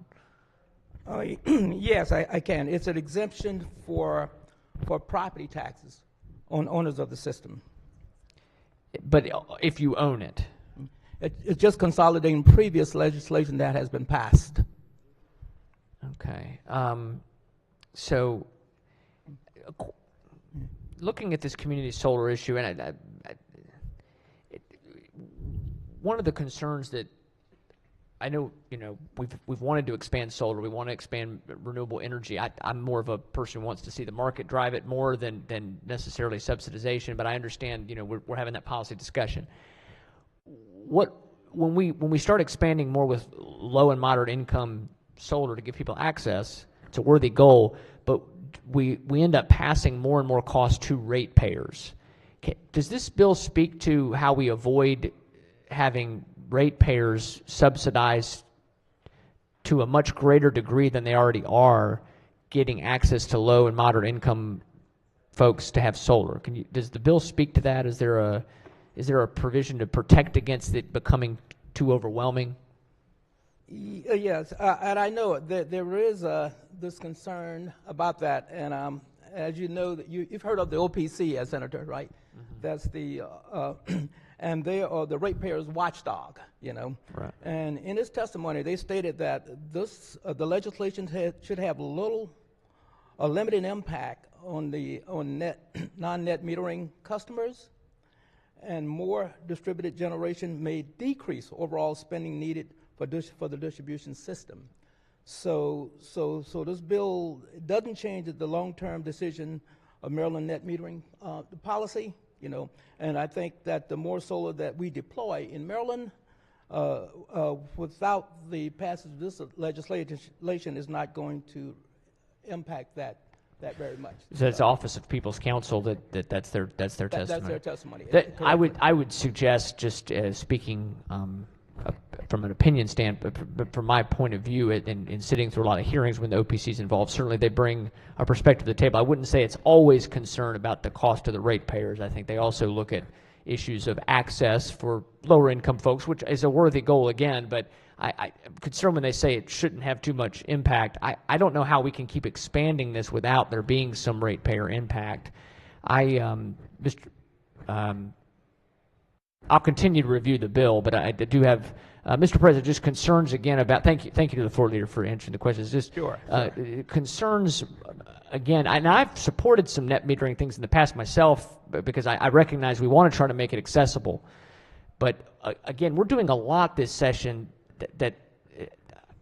that's going to add more and more cost in the system to ratepayers to try to achieve what I would call, while they might be well-intentioned, they are somewhat of a political end, that we have this agenda to push this. I'm concerned about making this permanent from a pilot program. Maybe we'll have some more discussion, but thank you, Mr. President. Okay. Thank you, Senator. All right.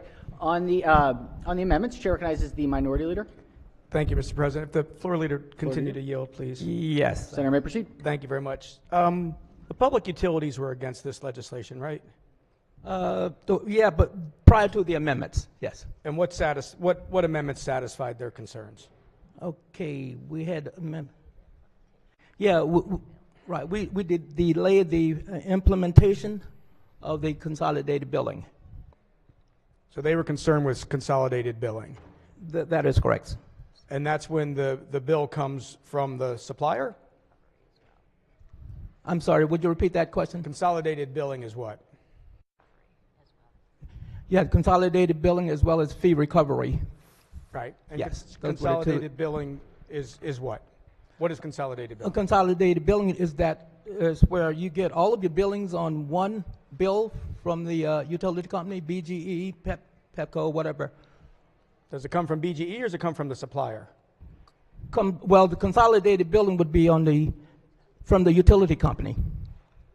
And through consolidated billing you're saying it's from the utility company? That is correct, yes. Okay. And so that's what we have now then, right? Why is that different? Well, we have that with third party. Well, if you're SOS, standalone service, you got that, and then and also with some of the third party retailers, you get consolidated billing with them as well. Right. So consolidated billing is about who owns the customer, essentially. Yeah. And that's for suppliers at this point, not for solars. Yeah. Correct. So right now the utilities are providing the billing, and consolidated billing would allow the retailers, the suppliers. It would allow the utility companies to add that additional onto the bill as well. Okay. And the way that community solar works is that you become a subscriber, right? That is correct, yes. So you're one of a number of people that get some type of benefit by joining a community solar project. Right. And generally that is a 10%, I think was the max. It had to be 10%? There's a 10%. If you're an LMI, right, low and moderate income subscriber, then you would get a 10% reduction. You get a 10% reduction. Yes. Of what Guaranteed. Would be, this is now the combined of the supply and distribution cost, right? That is correct, yes. All right, so you would, most of us would see on our bill, we have a supply cost and we have a distribution cost added together, plus a whole bunch of fees and taxes. It's the third part of the bill. So this consolidates those two payments, supply and distribution, through the community solar as a subscriber. They come to you and they say, okay, you were paying 20 cents kilowatt hour. We're going to reduce it by 10%, and you're going to pay 18 cents a kilowatt hour, right? Yes. Primarily what it does, it makes sure that your subscription cost is at least less than what you would be paying for standard office service or SOS. Yes. Okay. And so as a subscriber to this, essentially you're paying the entity, the community solar project that you're a subscriber to. It takes away the distribution cost. So because this is in a sense virtual net metering, right? That is correct. That's yes. exactly right. So virtual net metering means that they're giving you the discount because they're not having to pay some of this distribution cost, right? Because that's how net metering works. If solar's on your house and it comes in behind the meter, you don't have to pay distribution. That is correct, yes. Right? Mm-hmm. Even though when you have solar on your house and you turn the lights on at night and there's no sunshine out, you're getting electricity from the generators through the grid. You're actually using the grid, but you don't have to pay for it. Right. So in a sense, that's what community solar is doing, the same type of thing, except they're doing it through a subscription base, right? But they're finding the savings because they're not having to charge for the distribution cost. They're baking that into one price, right? That's fair. That's fair. Yes. Okay. My question then becomes, as we continue to look at net metering, and let's use an example that, let's say this 25% of the room is on net metering, okay? So they're not having to pay distribution costs for anything because they're all behind the meter, they've got solar on their roof, they're getting electricity, not paying for distribution at all. This 75% of the room is now picking up their share, right? Because the distribution costs need to be to every single one of these houses, right? Yeah, go ahead. Keep going with the infrastructure still has to be in place. So 25% of the room gets it for free and everybody says, oh, it's not that big a deal. Well, then 50% of the room gets it. Yeah. And that means the other 50% is paying for now this 50% that's not paying distribution costs. That's still what net metering is, right? Keep going, yes. The question becomes, at what point have we studied net metering enough to determine when the benefits of a few outweigh outweigh what everybody else is paying? So everybody here is getting the benefits, but it's costing everybody over here a lot more. And that's the road we're going down with net metering and community solar, is that we're taking away the distribution costs for a class of people, for subscribers or people that have solar on their houses. But everybody else is making up the difference. My question then becomes, what percentage can we grow to that it doesn't so adversely affect everybody else in the cost that they have to pay for distribution? Yeah. Senator, would you agree that we benefit when we generate more energy? That means that we are relying less on paying on those demand peaks and whatnot. Also, when you're net metering, you're generating electrons for the system, and then while you're utilizing those those electrons, if you're generating more than what you are utilizing, then that excess goes back to the grid. But in the reverse situation, if you're using more than you're generating, of course, then you are on the grid again. Yeah. Right. And so that's what so happens. there is a net benefit there. Right. And well, maybe. I mean, that's what happens with solar. Yes. Right? But we all know that the sun's not shining at night. So anybody that's on either community solar or solar at their house still needs electrons from some other generating source, right? Right. Mm-hmm. And I think that's the big misconception, is that people truly believe that if they have solar, or if they're in community solar, or they're buying green energy, they're really only getting that when it's available to them, right? Throughout the day. When people come home from work at night, right, and they flick on the light switch, that's not solar. That's not solar energy. Electrons, right? You're making an argument for battery storage, but keep going. Well, I'm just saying we're getting to a point as we continue to, take pilot programs that we've looked at for a long period of time, and we have agreed for a long period of time not to move away from the pilot. That there's studies that still need to be looked at, i.e., what virtual net metering looks like, and we're making decisions that the public utilities were against. Public Service Commission was against this legislation as well, too, right? The PSC, well, we've addressed that with the amendments, yes. You've addressed that? Yes. What was the amendment that brought them on board? Do you recall? Okay, I can pull it up for you real quick, yes. Yeah, they needed the timing to adopt regulations and the tariff, yes. Okay, well, that's not necessarily they agree with the policy. That just say, you guys are going to pass the policy, we got to live with it, we need some more time to implement it, right? So that's not what they came in. They didn't come in and say, oh, we'd be fine with this if you give us a little bit more time. They have concerns that this is leading down the path that people that don't benefit from solar, either on their rooftops or in community solar projects, are having to pay more and more and more as we continue to increase these caps. That's what the concern is. That's what People's Council's concern should be as well. Now, we've passed legislation that allowed them to look at environmental attributes, and they can weigh those against each other, and they're going to come back and say, well, yeah, but this is good for the environment. It doesn't matter if costs go up. We've put them in a very precarious position of trying to represent the ratepayers when they can now offset that by saying it has environmental benefits to it, right? Right, yeah. And Senator, you are aware that there is a 3,000 megawatt cap on solar?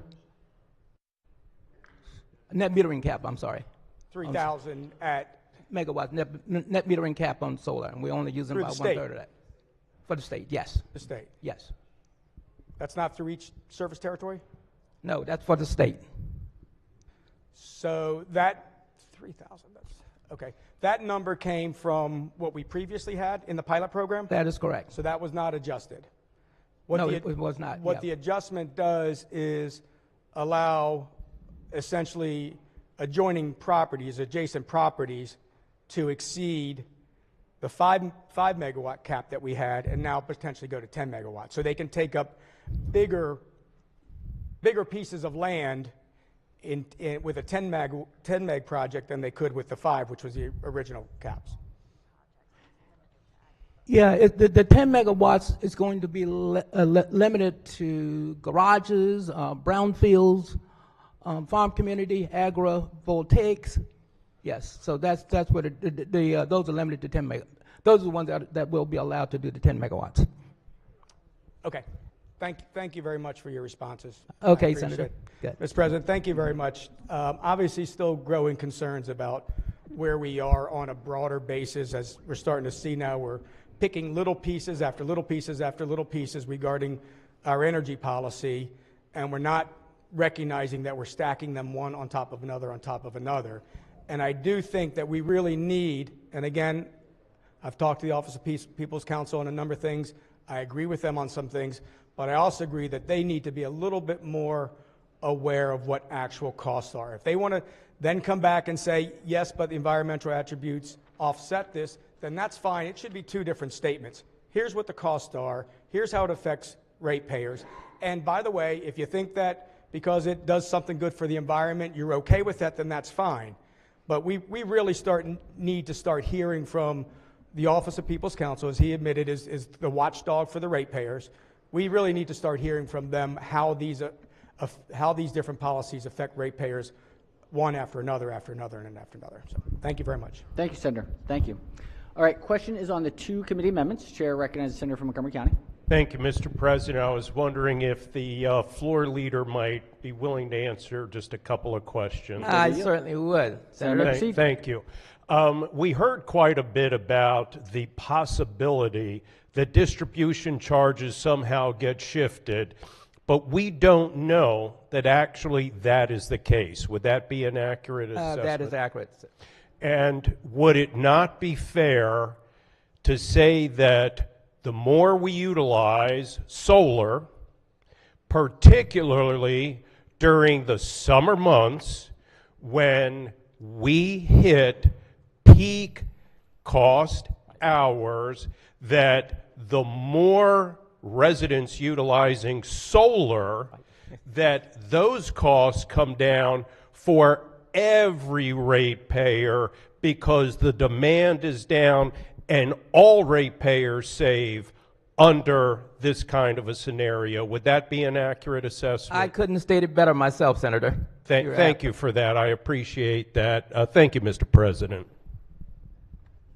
All right, let's see. We are on the 2 committee amendments. Chair recognizes the minority whip on the amendments. Mr. President, and I don't know typically, I don't think I have a question for floor leader. Just to follow up, if what we've just heard from our friends colloquy is true, why don't we just put everybody in net metering? It defies reason to believe that, as my colleague to my right here just, I think, masterfully explained, the idea of net metering is, the idea of net metering sounds good, and again, I'm supportive of the idea of trying to find ways to get more and more people in low income particularly have an opportunity for solar savings. But if you continue to subsidize something, eventually rates will go up for other people. It defies logic to say otherwise. And so finding the right balance is really critically important. And I'm concerned, and of course that we can maybe talk about this on third reader, but the concern would be, as has been stated, you keep adding something here, and you get to a point where it's very unwieldy and it's going to not do what I think the goal, which is a laudable goal, to try to bring down energy prices and try to give more access to different types of renewable energy. So thank you, Mr. President. Thank you, Senator. The foreshadowing was duly noted. All right. Question remains on the 2 amendments. Any further discussion on the 2 amendments? Any objection to the 2 amendments? Without objection, the 2 amendments are now adopted. Question now is on the amended report. Any discussion? If not, all in favor of the report say aye. Opposed, nay. The ayes have it. The favorable committee report as amended is adopted. Are there any amendments to the bill or its title? Seeing none, House Bill 908 is hereby ordered passed to 3rd reading. Clerk will read the next bill. House Bill 1084, Delegate Adams, Natural Resources, Oyster Inspection and Severance Taxes Increase, favorable. Chair recognizes the senator from the 30th District. Thank you, Mr. President. House Bill 1084 is identical to Senate Bill 634 as passed by the Senate. This bill increases the severance tax from $1 per bushel to $2 per bushel that is levied on every bushel of oysters caught within the limits of the natural oyster bars of the state exclusive of the Potomac River. The bill also increases the inspection tax from 30 cents per bushel to $1 per bushel that is levied on marketable oysters shipped in the shell to any place outside of the state. The bill requires that $1 of every $2 of the severance tax collected be used by the county oyster committees in specified counties for the repletion of natural oyster bars located in the waters of that county. This bill is supported by the Maryland Watermen's Association. There are no committee amendments. I move adoption of a favorable report. Floor leader moves for the adoption of the favorable committee report. Any discussion? If not, all in favor of the report say aye. Opposed, nay. The ayes have it. The favorable committee report is adopted. Are there any amendments to the bill or its title? Seeing none, House Bill 1084 is hereby ordered passed to third reading. Clerk, read the next bill. House Bill 1087, Wacomico County Delegation, Wacomico County Sunday Hunting and Archery Hunting Safety Zones, favorable. Chair recognizes the senator from the 30th District. Thank you, Mr. President. HB 1087 is a local bill that authorizes the Department of Natural Resources to allow a person in Wicomico County to hunt on each Sunday of the game, bird, and mammal season on private property and public land designated for Sunday hunting. Except as specified, the department may only allow such hunting from 30 minutes before sunrise until 10:30 a.m. The bill also decreases the archery hunting safety zone in Wicomico County from 150 yards to 50 yards from a dwelling house, residence, church, or any other building occupied by human beings as consistent with other counties. There are no committee amendments. I move for a favorable report on HB 1087. All right, the floor leader moves for the adoption of the favorable committee report. Any discussion? If not, all in favor of the report say aye. Opposed, nay. The ayes have it. The favorable committee report is adopted. Are there any amendments to the bill or its title? Seeing none, House Bill 1087 is hereby ordered passed for third reading. All right, we've got some hopeful bills on this calendar, on calendar 41. Very hopeful. We'll see how we go. Clerk will read the first bill. Senate Bill 477, Senator Feldman, Residential Construction or Significant Renovation Electric Vehicle Charging, favorable with 3 amendments. Chair recognizes the chair of the committee. Yes, Mr. President, this bill's in the identical posture as the House Bill 830 that we had a conversation with about earlier. That said, again, there are 3 committee amendments that put the bills in the same posture. Amendment number 1 is technical. Amendment number 2 alters definitions and strikes provisions that would have applied the bill's requirements to major renovations and to multifamily residential buildings. And amendment number 3 requires the Maryland Energy Administration to study and make recommendations regarding the installation of electric vehicle parking spaces at multifamily residential buildings. Mr. President, I'd move adoption of the 3 committee amendments in the favorable committee report. Floor leader moves for the adoption of the 3 committee amendments in the favorable committee report. Chair recognizes the minority leader on the amendments. Thank you, Mr. President. Would it be appropriate to special order this bill? The House bill came up, which was going to third reader, so we can provide an amendment for that. But I didn't want the Senate bill to move forward without the House amendment, the amendment to the House bill, if that was acceptable. So if we could just special order it until tomorrow. All right, the senators move to special order the bill to the appropriate time tomorrow, recognizing the chair of the committee. Mr. President, just a little guidance. So we are not likely to, just trying to timeline this thing a bit as far as sine die, because this bill will then likely would have to go back to the House. We don't know what our status is yet about today, the second session, just to be I would say perfectly... probably not a second session Okay. today.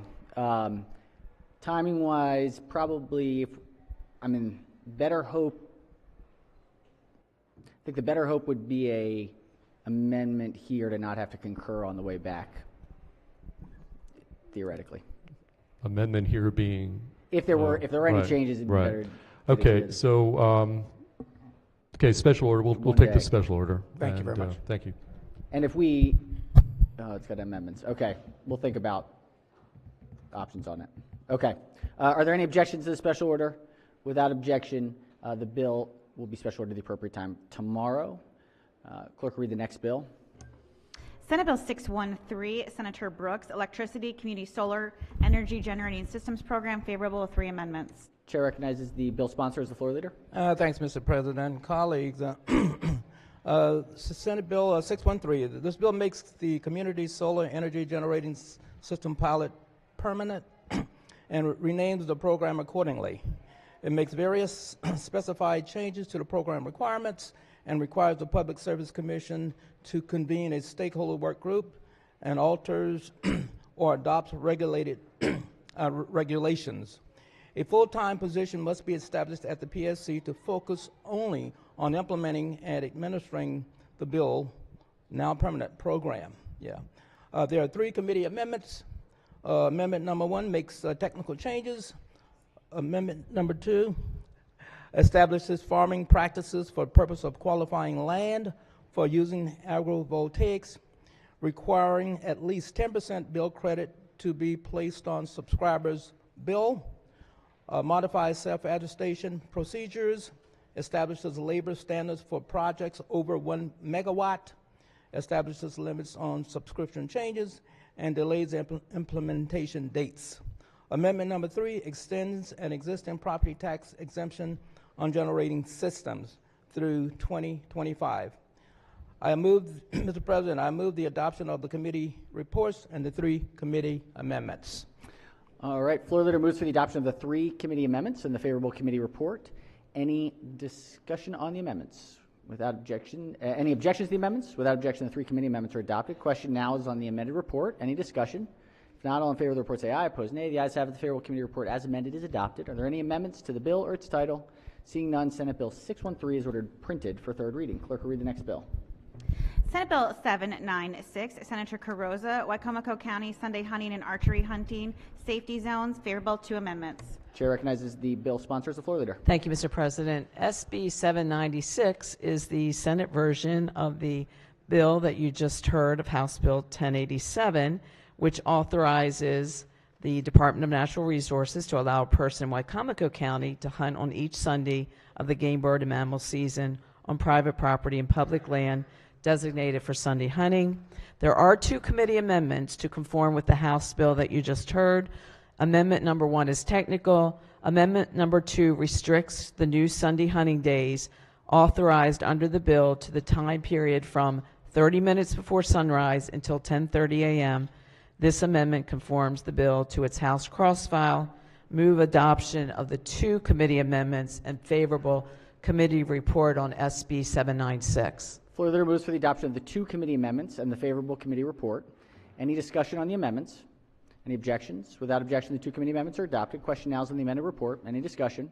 If not, all in favor of the report say aye. Opposed, nay. The ayes have it. The favorable committee report as amended is adopted. Are there any further amendments to the bill or its title? Seeing none, Senate Bill 796 is hereby ordered printed for 3rd reading. Clerk will read the next bill. Senate Bill 824, Senator Carrozza, Worcester County Natural Resources Hunting, favorable with 2 amendments. Chair recognizes the bill sponsor as the floor leader. Thank you, Mr. President. SB 824 is the Senate version of the bill that you just heard, HB 466. And again, this would authorize the Department of Natural Resources to allow a person in Worcester County to hunt on each Sunday of the game, bird, and mammal season on private property and public land designated for Sunday hunting. This bill also has 2 committee amendments. The first amendment is technical, and the second amendment restricts Sunday hunting on the new days authorized under the bill to the time period from 30 minutes before sunrise until 10:30 a.m. This amendment conforms the bill to its House cross-file HB 466. I move adoption of the 2 committee amendments and a favorable committee report on SB 824. All right, floor leader moves for the adoption of the 2 committee amendments. Any discussion on the amendments? Any objections? Without objection, the 2 committee amendments are adopted. Question now is on the amended report. Any discussion? If not, all in favor of the report say aye. Opposed, nay. The ayes have it. The favorable committee report as amended is adopted. Are there any further amendments to the bill or its title? Seeing none, Senate Bill 824 is hereby ordered printed for third reading. Clerk, read the next bill. Senate Bill 970, Senator Smith, Fire Protection and Prevention Sprinkler Systems and Smoke Alarms Requirements, Melanie Diaz Sprinkler Saves Lives Act, favorable of 2 amendments. Chair recognizes the senator from the 35th District as the floor leader. Thank you, Mr. President. As amended, Senate Bill 970 codifies a requirement that beginning January 1st, 2033, each residential high-rise building in the state must be protected by a complete automatic sprinkler system. The bill also requires the owners of high-rise buildings that are not protected by sprinkler systems to include a certain notice in their lease agreements, and directs the Department of Housing and Community Development to identify funding sources that may be available to aid the owners of high-rise buildings in meeting the bill's requirements. There are 2 committee amendments. The first one's technical. The second amendment strikes language that would have established additional requirements for high-rise buildings regarding smoke detectors, notification appliances, fire extinguishers, and signage. Before moving for adoption, I'd be remiss if I didn't point my colleagues to the name there, Melanie Diaz. That was a bright, young, 25-year-old young lady who passed away as a result of not having proper and functional sprinkler systems in a fire. And for those of you who didn't watch the testimony, it was quite moving from her friends and family. Just a brilliant, wonderful life that was ended too soon, and this bill hopes to address that. So with that, I'd like to move for amendment for passage, adoption of both committee amendments and for the favorable committee report. Full leader moves for the adoption of the 2 committee amendments and the favorable committee report. Chair recognizes the senator from Baltimore County on the amendments. Thank you very much, Mr. President. Could I ask a question of the floor leader, please? Yield. Senator may proceed. Thank you so much. Does this apply only to rental buildings, or does it apply to condominium associations? I mean, condominiums too. I believe anything that would be classified as high-rise,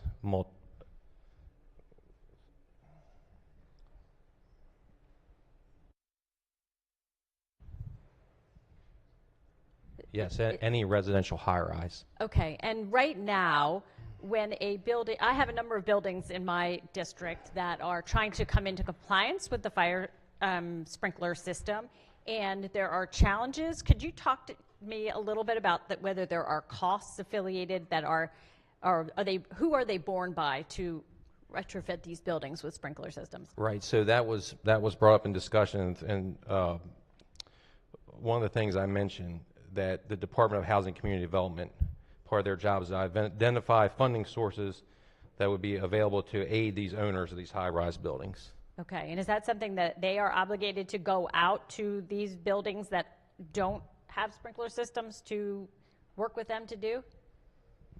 Hold on just a second.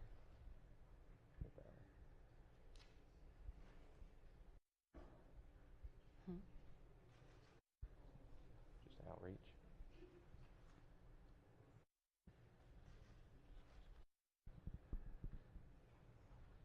There's a study requirement, but there's not specified they have to do any particular outreach. Okay. Okay, I just want to say I do think this is incredibly important to so many of our districts and so many buildings in our district. The funding issues are real and they're quite expensive to do this, so I am happy to hear that is a priority and that is a study, and I hope that we can highlight that going forward. Because this is about saving lives, and we want to make sure that people can afford to do this at the same time that we're protecting them from the awful thing that happened to this constituent. Yeah, and that is something that we've taken into consideration. Is a very good point, because we are always worried about costs.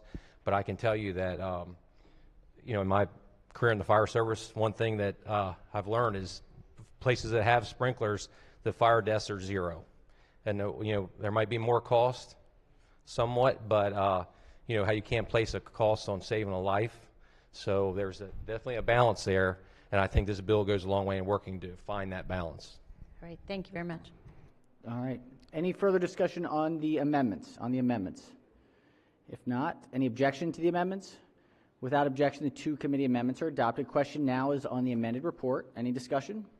If not, all in favor of the report say aye. Opposed, nay. The ayes have it. The favorable committee report is amended, is adopted. Are there any further amendments to the bill or its title? Seeing none, Senate Bill 970 is hereby ordered printed for third reading. We've got a consent calendar out of Education, Energy, and the Environment, number 12. Clerk will read the report.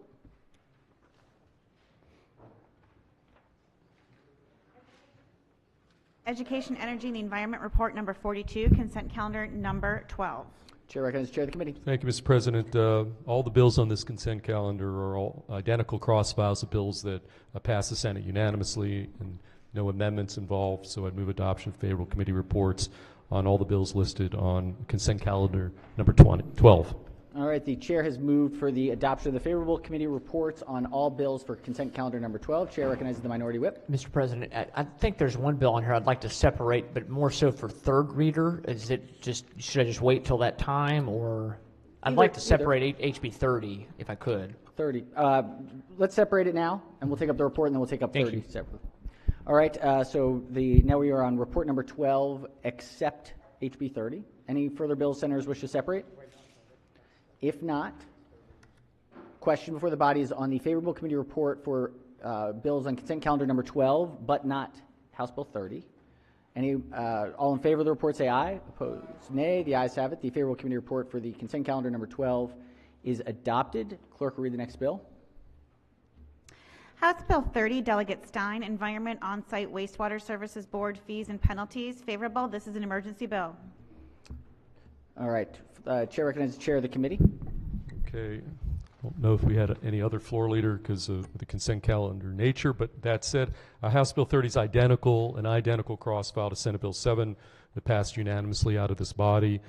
This emergency bill redirects any administrative penalty collected by the Maryland Department of the Environment for a violation of any provision of certain environmental article, which establishes licensing requirements for individuals inspecting on-site sewage disposal systems from the septics account of the Bay Restoration Fund to the Maryland Clean Water Fund. And number 2, alters the composition of the State Board of On-Site Wastewater Professionals. The bill also clarifies that the license requirements under Section 9-217.2 of the environmental article apply only to those individuals conducting an inspection for the purpose of property transfer. Number 2, the distribution of fees into the on-site wastewater professionals fund. No committee amendments. Again, this bill, the cross-file passed Senate Bill 7 unanimously out of the chamber earlier this session. That said, move the favorable committee report. All right, floor leaders move for the adoption of the favorable committee report. Chair recognizes the Minority Whip. Could I just ask one question? And I'm not trying to put the floor leader on the spot. I know we voted for this out of the Senate version. I think my question is, and I don't know why it didn't come up before, but why are moving funds out of the septic fund into clean water fund when the fines are coming, I believe, from a wastewater system? It seems like, is it that the septic, I'm wondering if the septic fund is not being used as much anymore. I'm just trying to understand why. There was some opposition to this bill on the other side. I'm just trying to clarify.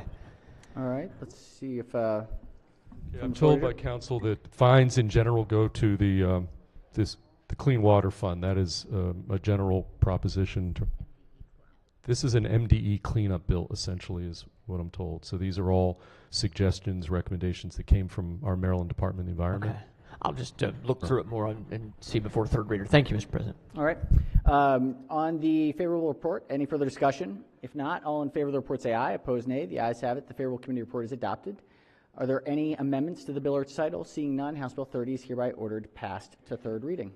Let's go to consent calendar 13. Clerk will read the report. Education, Energy, and the Environment Report number 43, consent calendar number 13. Chair recognizes the Chair of the Committee. Thank you, Mr. President. Similarly, all the bills on this consent calendar are identical cross files of bills that passed the Senate unanimously. There are no amendments. I move adoption. Favorable committee reports on all the bills listed on consent calendar number 13. Floor leader moves for the adoption of the favorable committee report on consent calendar bills on consent calendar 13. Chair recognizes the senator from the 37th district. On the It would be possible to pull out HB 406 for a separate vote. 406. Senator moves to separate 406. Any further separations before we take up the report's calendar, or the favorable report for the consent calendar? If not, on the report, any discussion? All right, all in favor say aye. Opposed, nay. The ayes have it. The favorable committee report is adopted, and the bills on consent calendar, except 406, are ordered passed for third reading. Clerk, read the next bill. House Bill 406, Delegate Love, hunting, snares, traps, and other similar devices, identification requirement, favorable. Chair recognizes the chair of the committee. I guess it's left to me. House Bill 406 is identical to Senate Bill 275, as unanimously passed by the Senate earlier this session. The bill requires a person who is otherwise exempt from licensing or permitting requirements under Title 10 of the Natural Resources article before using a snare, trap, or another similar device to capture wildlife to obtain a free Department of Natural Resources DNR identification number from DNR's electronic licensing system. Further, a person who uses a snare, trap, or other similar device to capture wildlife must ensure that the person's identification number is stamped on the device or on a metal tab affixed to the device. A DNR may waive the identification number requirement if the device is used only on private property owned or rented by the person placing the device. Finally, Mr. President, a person who finds a property owned or rented by the person placing the, finds a snare, trap, or another similar device that does not meet the bill's identification requirements may report the device to DNR or the Natural Resources Police Force. No amendments, Mr. President. I'd move the favorable committee report on House Bill 406. All right, floor leader moves to the adoption of the favorable committee report on House Bill 406. Chair recognizes the senator from the 37th district on the report. Thank you, Mr. President. And this bill has already come through this chamber. Subsequent to the bill going through the chamber, I've received a number of phone calls. I took a second look at this legislation. I called the head of the Trappers Association. I have been confronted with numerous interpretations, a lot of confusion. To be upfront with, or to bring the confusion to everyone's attention, if you read the very first line of the bill, it says if you have a license, the bill doesn't apply to you. Following that, I've had a series of emails with the Department of Natural Resources about their interpretation of the bill, and there's been a lot of back and forth. This is a very interesting topic, and I know it's been a long afternoon. Would it be possible to lay it over or hold it for purposes of offering an amendment? So there's no, layover would not necessarily be in order. A special order request would be in order for the appropriate time tomorrow. Is that the motion, Senator? Yeah, I would note that it's a House bill, so you can amend this on third reader. So that's another option to the Speaker. So I would say the preference would be to move it to third reader, in which this is a House bill. You can offer an amendment on third reader. Thank you. I will do that. All right, we can do that. All right, questions on the favorable report. Any further discussion? If not, all in favor of the report say aye. Opposed, nay. The ayes have it. The favorable committee report is adopted. Are there any amendments to the bill or its title? Seeing none, House Bill 406 is ordered passed to third reading.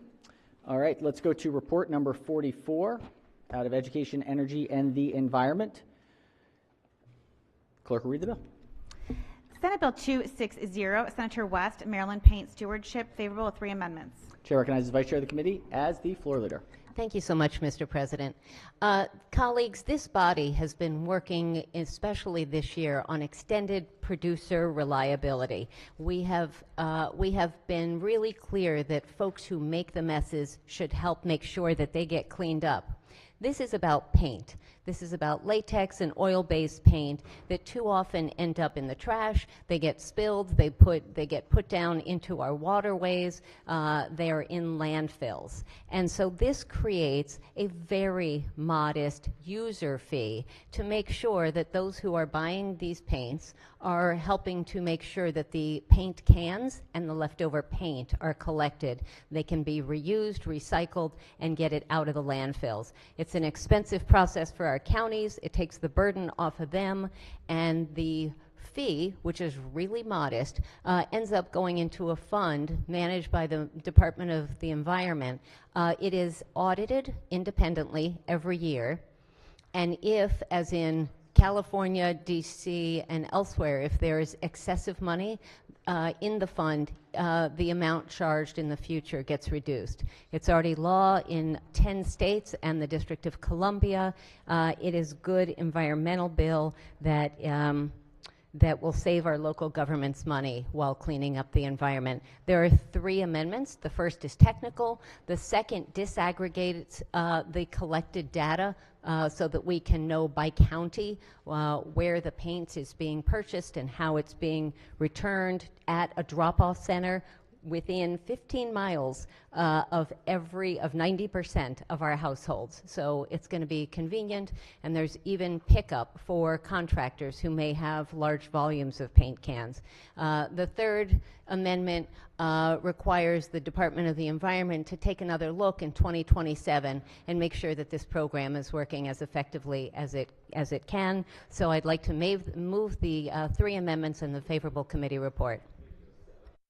All right, floor leader moves for the adoption of the 3 committee amendments and the favorable committee report. Chair recognizes the minority whip on the amendments. Thank you, Mr. President. I can ask some questions, and I have some, but I actually wanted to ask about the possibility of special ordering this bill because I just received amendments. It was not originally, I thought, on our list for today, which is why I didn't even have a chance to mention to the committee that was ordering amendments. So I don't know if it would be appropriate now to ask to special order the bill. I would say lay it over, but I know we're in the 1 hour layover. If we can lay it over, if we're going to be another hour, but the motion to lay over would be in order. It just is not automatic, so it could be rejected. So, but if there's no objection, we could lay the bill over. Well, the layover is automatic, correct? It is not. It can be after the 83rd or 80th. I thought it was an 80th hour day. on it. It's not automatic, though. It is Okay, objectionable. okay. Well, could I motion to Or can be objected to. I'm okay with the layover. the layover for Sure. a period of time until maybe we have such time as to talk about amendments privately? That works. Or, I mean, share amendments, yes. Thank you. All right. Any objections to the layover? Without objection, the bill and the amendment will be laid over under the rule. All right. Let's go to. We've got another set of second readers here. This was a special order calendar, but we just didn't have the reports at judicial proceedings. So this is calendar number 47. Special order calendar number 47. Clerk will read the first bill. House Bill 226, Delegate Love, Criminal Law, Person in Position of Authority, Sexual Offenses with a Minor. Question is in the adoption of the 3 committee amendments in the favorable report. Chair recognizes the senator from Frederick as the floor leader. Thank you, Mr. President. House Bill 226 deals with a person in position of authority relating to sex offenses with a minor. As amended, this bill alters the definition of a person in a position of authority under the 4th-degree sexual offense statute. The bill also expands the application of the 4th-degree sexual offense statute to include specified individuals. Finally, the bill establishes that a violation of the 4th-degree sexual offense statute, unless specifically charged by the state, may not be considered a lesser included crime of any other crime and may be sentenced consecutive to or concurrent with the sentence for any crime based on the act establishing a violation. There are 3 committee amendments. Amendment number 1 is technical. Amendment number 2 alters the definition of a person in a position of authority provided in the bill. And amendment number 3 alters the application of the 4th-degree sexual offense statute as amended by the bill, provides that the offense may not be considered a lesser included crime of any other crime, and provides for sentencing. The bill was unanimously passed favorably out of committee, and I move for the adoption of the amendments and the favorable committee report. Floor leader moves for the adoption of the 3 committee amendments and the favorable committee report. Any discussion on the amendments? Any objection? Without objection, the 3 committee amendments are adopted. Question now is on the amended report. Any discussion? If not, all in favor of the report say aye. Opposed, nay. The ayes have it. The favorable committee report as amended is adopted. Are there any further amendments to the bill or its title? Seeing none, House Bill 226 is hereby ordered passed for 3rd reading. Let's read the clerk read the next bill. House Bill 297, Delegate Bartlett, Criminal Law, Victims of Child Sex Trafficking and Human Trafficking Safe Harbor and Service Response. Question is in the adoption of the 1 committee amendment in the favorable report. Chair recognizes the chair of the committee. Thank you, Mr. President. As amended, this bill is identical to Senate Bill 292, which passed the Senate 45-0. There's 1 committee amendment. I move for the adoption of the favorable committee report and then 1 amendment. All right, floor leader moves for the adoption of the 1 committee amendment and the favorable committee report. On the amendment, any discussion? Any objections? Without objection, the 1 committee amendment is adopted. Question now is the amended report. Any discussion?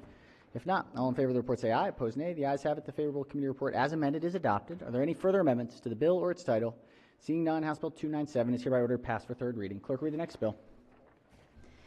House Bill 758, Delegate Bartlett, Sexual Assault Evidence Collection Kits, Preservation and Storage. Question is on the adoption of the one committee amendment and the favorable report. Chair recognizes the senator from the 16th district as the floor leader. Thank you, Mr. President. This legislation deals with the preservation and storage of sexual assault evidence kits. As amended by the committee, it is identical to Senate Bill 789, which the Senate passed 45-0. The amendment modifies a requirement that certain kits stored by a hospital or child advocacy centers be transferred to a law enforcement agency. Move for the adoption of the amendment and the favorable committee report. Oh, that's. So, apologies. My last words were move for the adoption of the amendment and the adoption favorable. of the one committee amendment and the favorable committee report. Debating procedural policy up here. On the amendment, any discussion? Any objections? Without objection, the one committee amendment is adopted. Question now is on the amended report. Any discussion? If not, all in favor of the report say aye. Opposed, nay. The ayes have it. The favorable committee report, as amended, is adopted. Are there any further amendments to the bill or its title? Seeing none, House Bill 758 is hereby ordered passed for third reading. Clerk, read the next bill. House Bill 1049, Delegate Bridges, Transportation Assault on Public Transit Operators Report, favorable. Question is on the adoption of the one committee amendment and the favorable report. Chair recognizes the Vice Chair of the committee. Thank you, Mr. President. As amended, this bill requires the MTA to submit an annual report on assaults on public transit operators by December 1st each year. The report must be submitted to each local executive authority, the state's attorney for each county, and the General Assembly. The amended bill is identical to SB 693 as it passed the Senate 46-0. There's one committee amendment. The amendment clarifies the initial reporting date and alters entities required to receive the report. Mr. President, I move the favorable committee report and the one amendment. All right, the floor leader moves for the adoption of the one committee amendment and the favorable committee report. On the amendment, any discussion? Any objections? Without objection, the one committee amendment is adopted. Question now is on the amended report. Any discussion? If not, all in favor of the report say aye. Opposed, nay. The ayes have it. The favorable committee report as amended is adopted. Are there any further amendments to the bill or its title? Seeing none, House Bill 1049 is hereby ordered passed to third reading. We have some messages from the House. Let's get these read into the record. We'll start with number 4. Clerk will read the bills.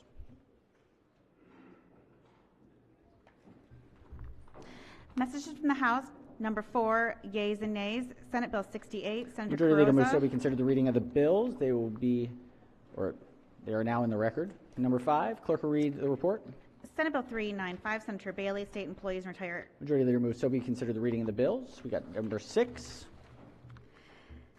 Senate Bill 216, Senator Ellis, Massage Therapy, Definitions, Registration, Majority Reimbursement. Leader moves so we consider the reading of the bills. We have another message from the House. This is slightly adjusted. Number 34, first reading House bills. House Bill 149, Delegate Hornberger, Maryland Electricians Act, Revisions, Rules, Emergency Bill. House Bill Majority Leader moves so 233. we consider the reading of the bills. They will be referred to the Senate Rules Committee. All right, let's ring the bells, please, Madam Secretary.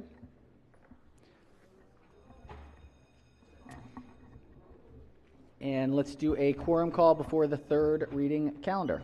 Mr. President. Has everyone recorded their presence?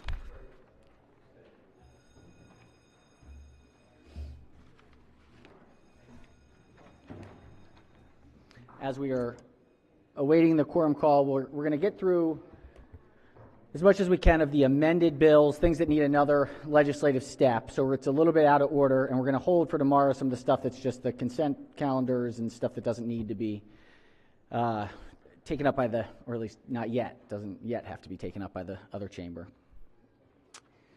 So we'll see how far we get.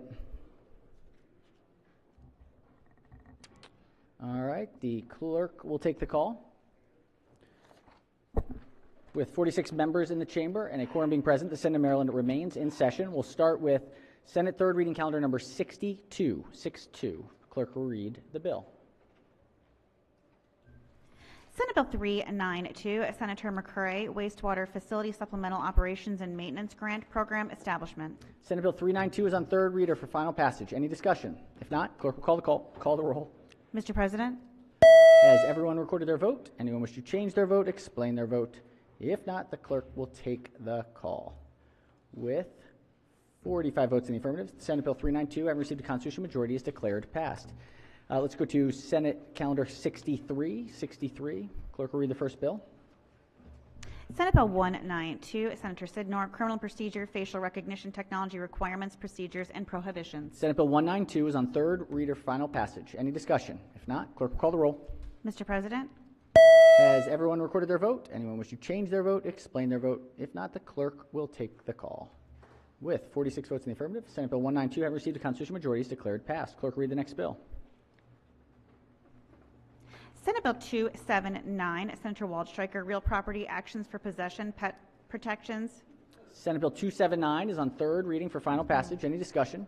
If not, clerk will call the roll. Mr. President, Has everyone recorded their vote? Anyone wish to change their vote, explain their vote? If not, the clerk will take the call. With 46 votes in the affirmative, Senate Bill 279 having received a constitutional majority is declared passed. Clerk will read the next bill. Senate Bill 324, Senator Rosapep, Task Force to Study Non-Public Student Bus Transportation. Senate Bill 324 is on third reading for final passage. Any discussion? If not, clerk will call the roll. Mr. President, Has everyone recorded their vote? Anyone wish to change their vote, explain their vote? If not, the clerk will take the call.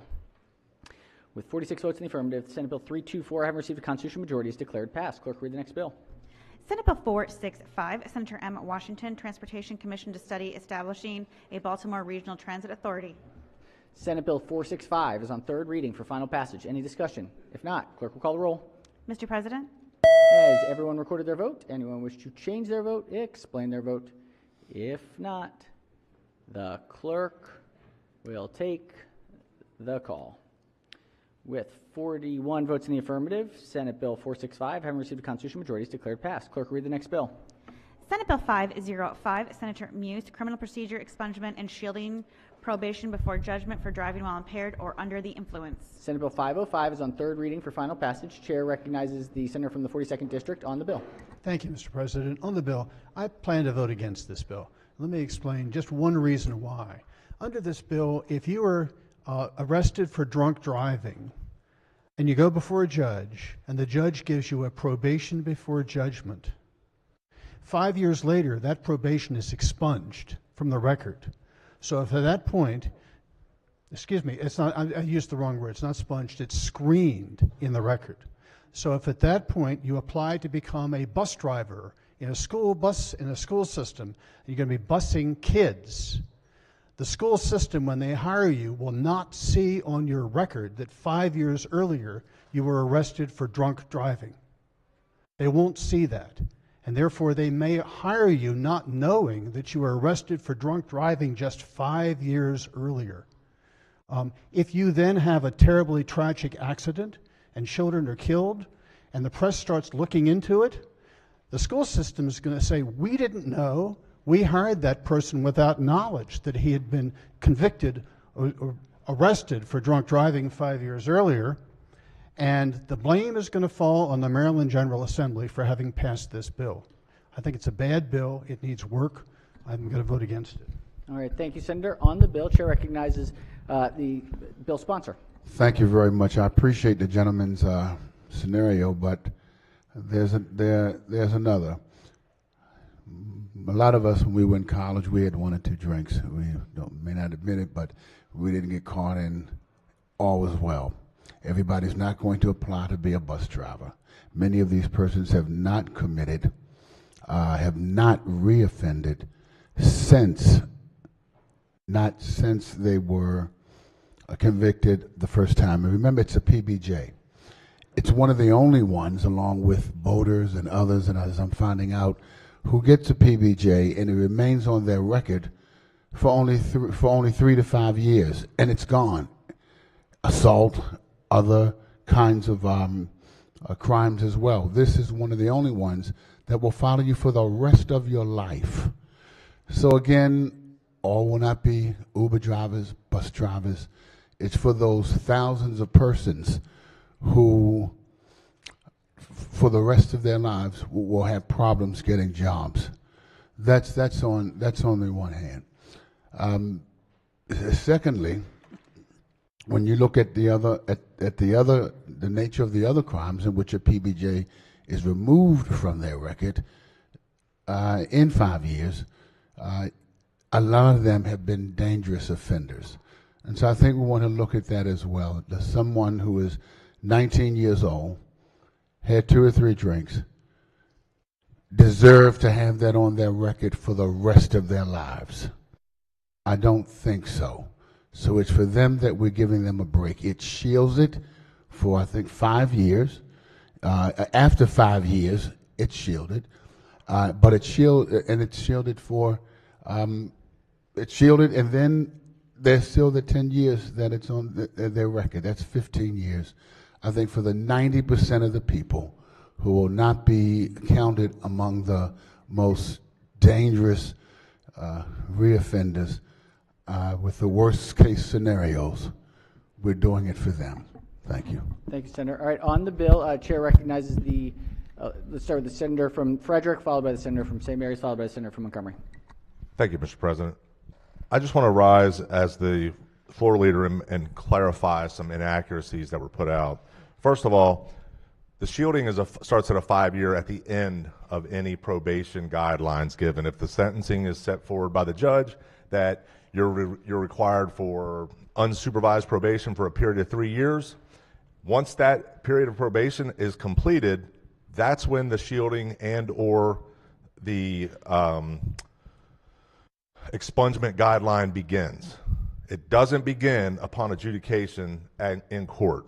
That's first of all. Secondly, any occupation dealing with schools, the children, or any government employment really, especially the scenario given by the school bus driver, is wholly inaccurate.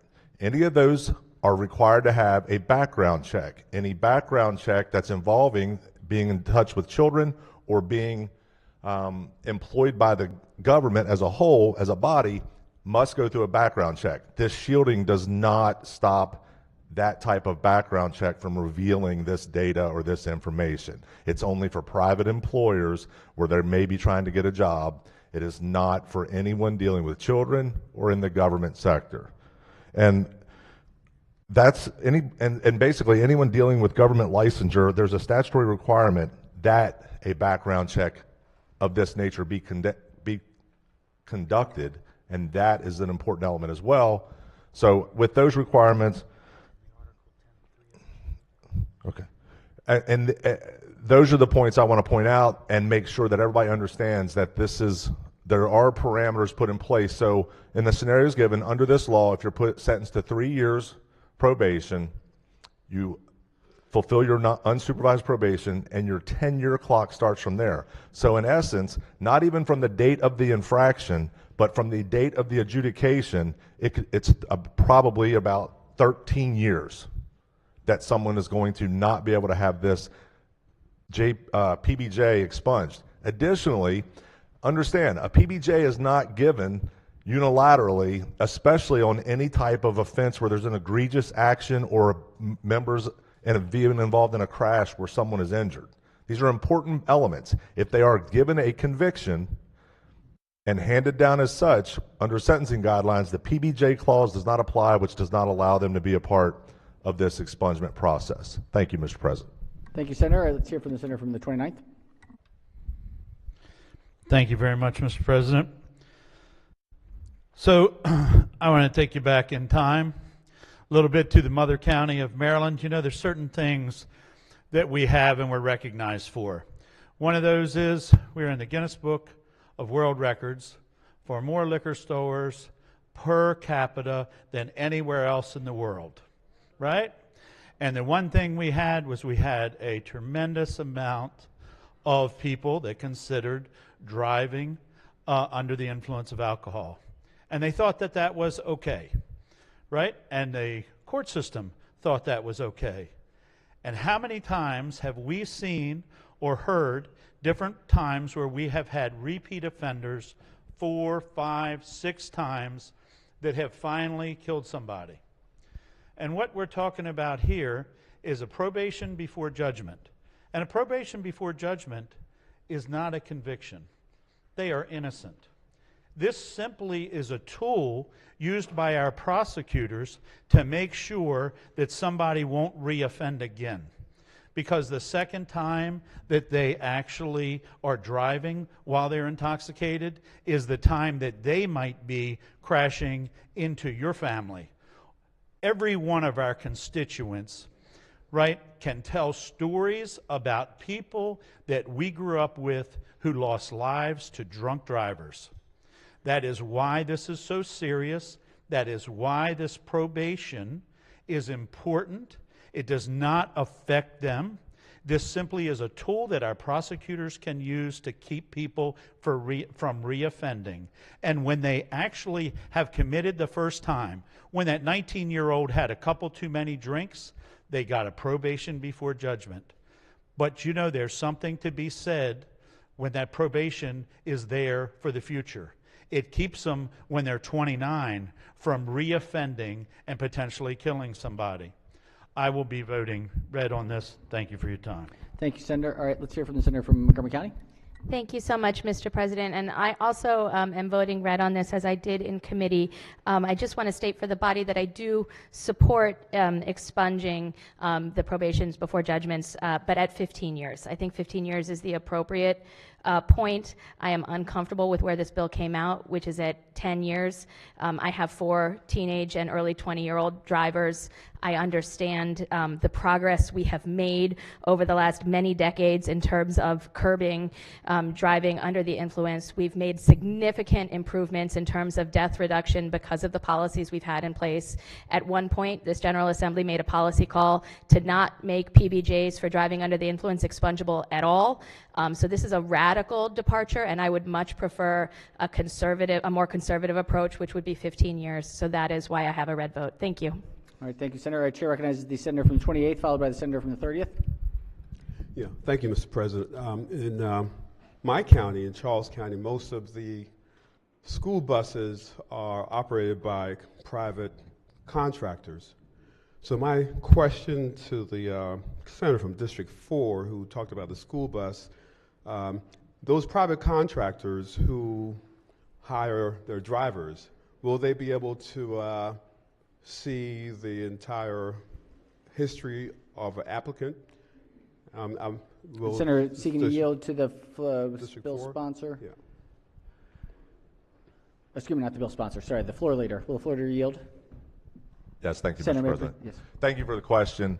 Yes, because they're still a contracted basic employee of the government and transporting children, they would be covered by this. We'll have to get the specific language as to where that comes in, because they're a contracted employee, but that is covered under the You said they'll under be the covered background under the background check. Which go back beyond the 5 years. The shielding would not come into play there. They would still be able to see it. Going back forever, beyond the limits of this bill. That's what you're saying? Well, until the expungement. If they get the bill, if they were to get the PBJ expunged some years later, then that would not be it. The shielding is the only part at the 5-year mark that would still be able to be observed or seen during a background investigation by the government. Okay, so there are 2 topics, the expungement and shielding. Yes, sir. Expungement is the permanent wiping out of that particular conviction, right? Yeah, it's the obliteration of all the records. Okay, and then shielding in this bill will protect that information for 5 years? So the shielding is just for the public inspection part, not, for, it would be there if a private employer was trying to hire some, what's that? Yeah, it would shield it from like other private businesses, but it's not going to shield it from anyone in the backgrounds for any of the government positions. So anybody that goes down to the courthouse just wouldn't be able to pull this up and see it. Great, it would thank be you. shielded. So let me circle back to my original question. That school bus contractor, who's a private entity, and not just in Charleston, other counties have a lot of private contractors operating school buses. So that, under this scenario where the contractor will hire their drivers, they will be able to go back using a background check. Is that correct? Correct. Okay. Thank you, Mr. President. Thank you, sir. All right. Senator from District 30, followed by the Senator from Montgomery County. Thank you, Mr. President. Would the floor leader yield for a question? Will the floor leader yield? Senator may proceed. Thank you. I appreciate thank you. I appreciate the goals of the bill, the bill sponsor. Appreciate that explanation. I did receive an email from my state's attorney concerned about the posture of the bill as it was amended. My question, not being privy to, I did not watch the bill hearing yet. I'm happy to go back and watch it and read the bill file and all that. But was there discussion about the 15-year versus 10 years? And what was the counsel of our collective or individual state's attorneys on the 15 versus 10 years? There was discussion. We had a very lively banter in committee, and the committee moved 9-2 with the 10-year and 5-year shielding versus the 15 and I think it was 5 years also, 15 and 5. And do we know where state's attorneys are generally on the amended bill? They considered 15 and 5. 15 and 5, so they've not weighed in necessarily on the lower. The state's attorneys as a whole collectively have not weighed in to this point. Okay, thank you. Thank you, Mr. President. All right, the chair recognizes Senator from Montgomery County. Thank you, Mr. President. Would the floor leader yield perhaps for just a couple of questions? Senator may proceed. Thank you, sir. Yes, sir. And I don't know whether you have the answer to this question. Perhaps committee staff might be able to advise. And I don't recall, is there a limitation on the frequency by which a probation before judgment can be given by the court for a violation of a 21902 DUI or DWI? Is there a limitation on the frequency of those? Can you get one every couple of years, or is there some limitation on that? For the same offense? So if you're getting one every couple of years, you're getting arrested for DUI a couple of years, every few years? So let's say you had a DUI 5 years, and you received probation before judgment. 5 years later, you're back in front of the judge, got another charge. Can the judge again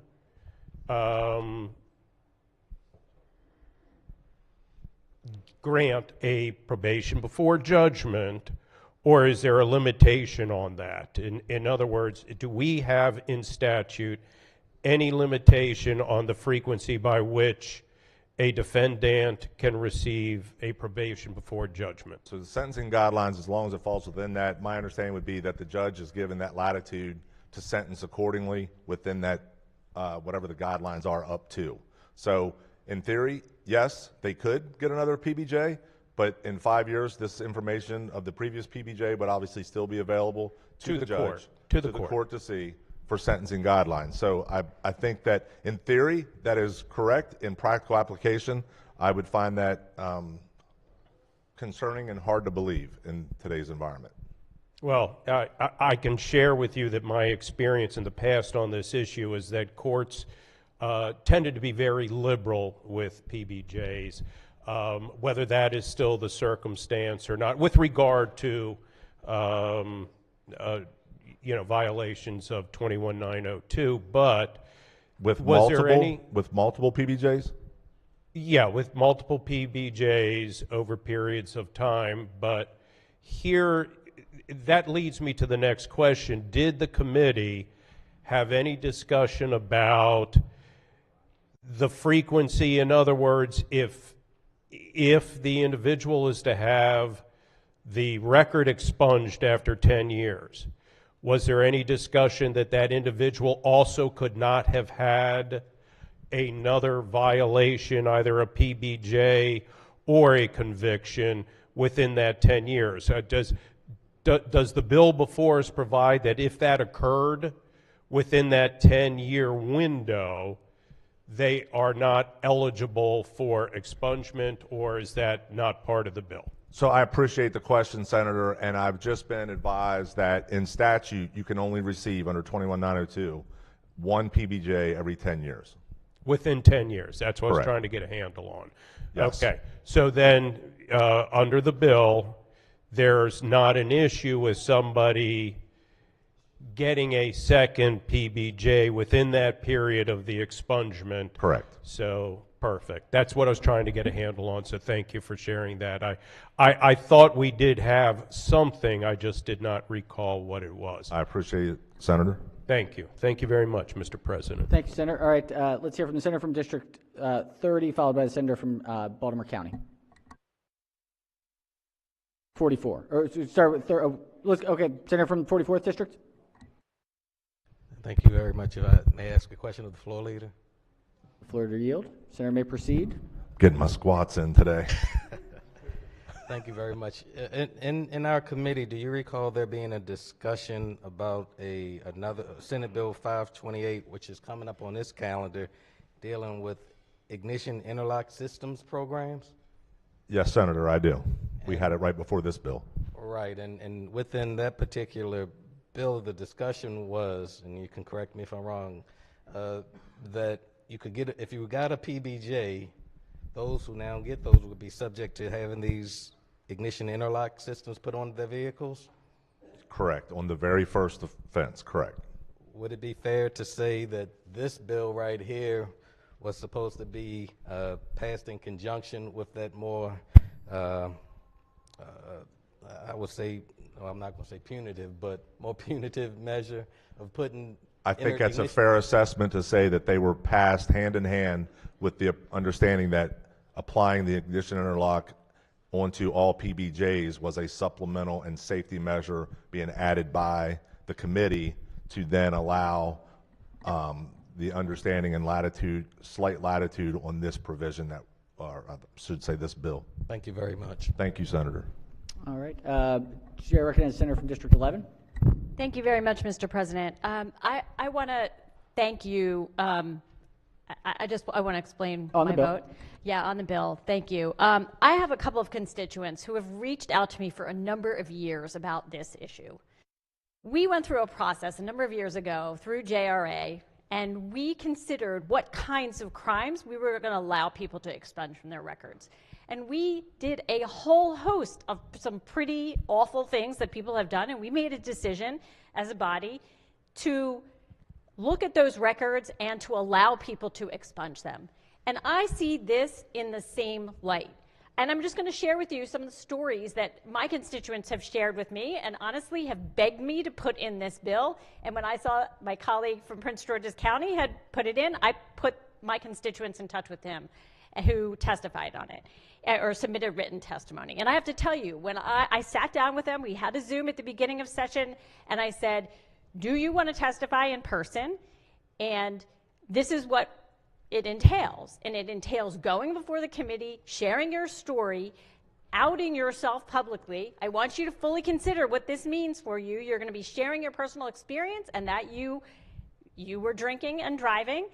And I want you to think about it for a week. And we're going to talk next week, and you're going to tell me whether you feel comfortable doing that. And one is an older man who works for the federal government in a sensitive position and who's nearing retirement and wants to get another job when he retires, a part-time job, and is fearful that somebody's going to do a background check and see this on his record. He has grandchildren, and he is embarrassed about this. He doesn't drink anymore.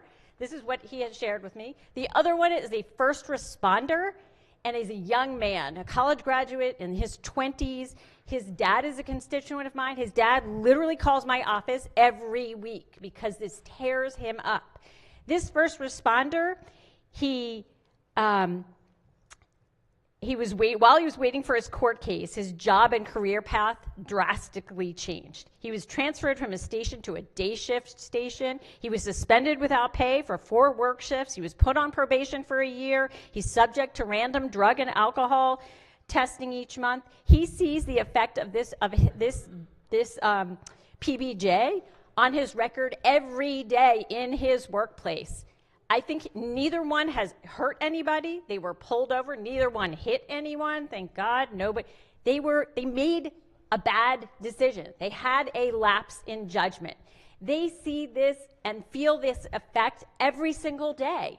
And I think at some point we say, you have paid your due. You have learned from your mistake. And I think that shouldn't haunt someone for the rest of their life. And so I am happy to support this bill, and I thank my colleague for introducing it. And I believe that people deserve a second chance. I believe this is a good balance. We know that people sometimes do this more than once. We will be able to see that on their record. We will be able to hold people accountable who can't help themselves or who repeatedly engage in this kind of behavior. But for so many of our constituents who have a lapse in judgment, who make a mistake, we're saying you don't have to live with it forever and ever and ever. Thank you. Thank you, Senator. Yes, we have the Minority Leader followed by the Floor Leader. Thank you very much. The Floor Leader yield for a question, please. Apparently not followed by. No, with the Floor Leader. Senator may proceed. Yes, sir, Senator. Yeah, thank you very much. We're about to legalize marijuana on July 1st. Yes. How does the offenses with driving while under the influence of marijuana relate to what we're doing here with respect to alcohol?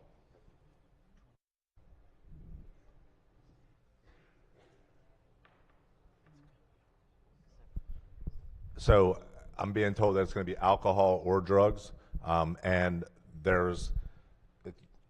you bring up a wonderful point, because there's no, other than a DRE, there is no standard in place right now that's a measurable standard for cannabis. Right, there might not be a measurable standard, but you could be obviously convicted of driving while Absolutely. under the influence. And I guess a PBJ could still be, I'll say awarded, but provided? Yes. And so my questions then go to the shielding and expungement. Does PBJs, with respect to driving while under the influence of marijuana, are they in line with this legislation as well, too? They're going to be covered as well, and they're the same standards: 5 years shielding, 10 years for expungement. So whatever is going on with driving under the influence of alcohol would be the same for driving under the influence? The Transportation Article 21-902 covers the impairment by alcohol and or CDS or drugs. CDS or drugs. Okay, so it's the same. Thank you very much. And Mr. All right, President, let's recognize the Floor Leader on the bill.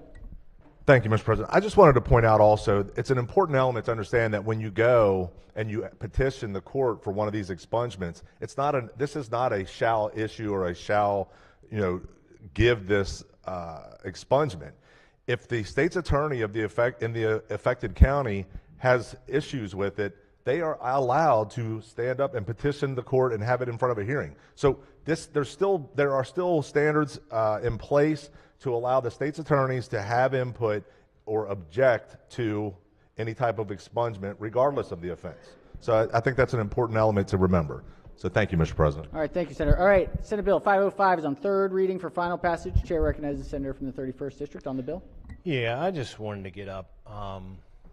This is a serious issue, and I've worked with Mothers Against Drunk Driving for many years down here, and I've heard or read things that said, when they get caught, a lot of times they've done it 40 times or more. And we've heard in, a specific case that, they didn't hit anybody or it's going to haunt them the rest of their life. 2 days ago in my district, we had a father and son get hit by a person with alcohol. Right in my neighborhood. They live in my neighborhood. The son didn't make it. So when we make decisions like this impacts people, and they are haunted the rest of their life. So in all good consciences, I cannot support this. All right. On the bill, any further discussion? If not, the clerk will call the roll. Mr. President? Has everyone recorded their vote? Anyone wish to change their vote? Explain their vote? If not, the clerk will take the call. With 29 votes in the affirmative, Senate Bill 505 have received a constitutional majority is declared passed. Clerk will read the next bill. Senate Bill 528, Senator Waldstreicher, Drunk Driving Offenses Ignition Interlock System Program. Senate Bill 528 is on third reading for final passage. Any discussion? Chair recognizes the Minority Whip on the bill. Thank you, Mr. President. I wonder if I could ask the floor to yield for just additional clarification. Well, the floor, yes. Happy to. Thank you. I actually am really wrestling with this bill. because I get concerned. I was never on the House Judiciary, but I remember old Chairman Valerio talking about piercing the veil of PBJ, because it is not a conviction. And if we did not have the amendment on this bill that we discussed yesterday, I would not be voting for the bill, even though I totally agree with the aims of the bill. I don't think there's really any excuse in this day and age for drunk driving, but I do think there are times people can make a mistake and be a little bit over the limit versus somebody who perhaps is, you know, at 0.14, 0.15, clearly drunk. If it was up to me, and of course it's not only up to me, I'd prefer to see maybe a standard in the law, but I understand that's not what you all did, which is fine. Could you just tell me and the body how difficult it will be to prove to, or to have a judge be able to show some leniency? If, like, what's the standard they're going to look at for showing leniency here on a first-time offender? And keep in mind, I'm okay with somebody perhaps in the PBJ having to have a breathalyzer depending on the circumstance. I don't know if you could just answer that question. Well, thank you for the question. Let me kind of take some of your points as you made them. I struggled with the previous bill, and so your struggle with this bill is not foreign to me. I had the same uneasiness with the previous bill, and ultimately we have to weigh the pros and cons. And I want to talk about PBJs not being convictions and then us requiring an interlock when, in fact, like you said, there is no conviction. The reason I think I am comfortable with that, and the committee was comfortable with it, is because the interlock is not punishment. If we were providing punishment without a conviction, I would share your view and the former chairman's view.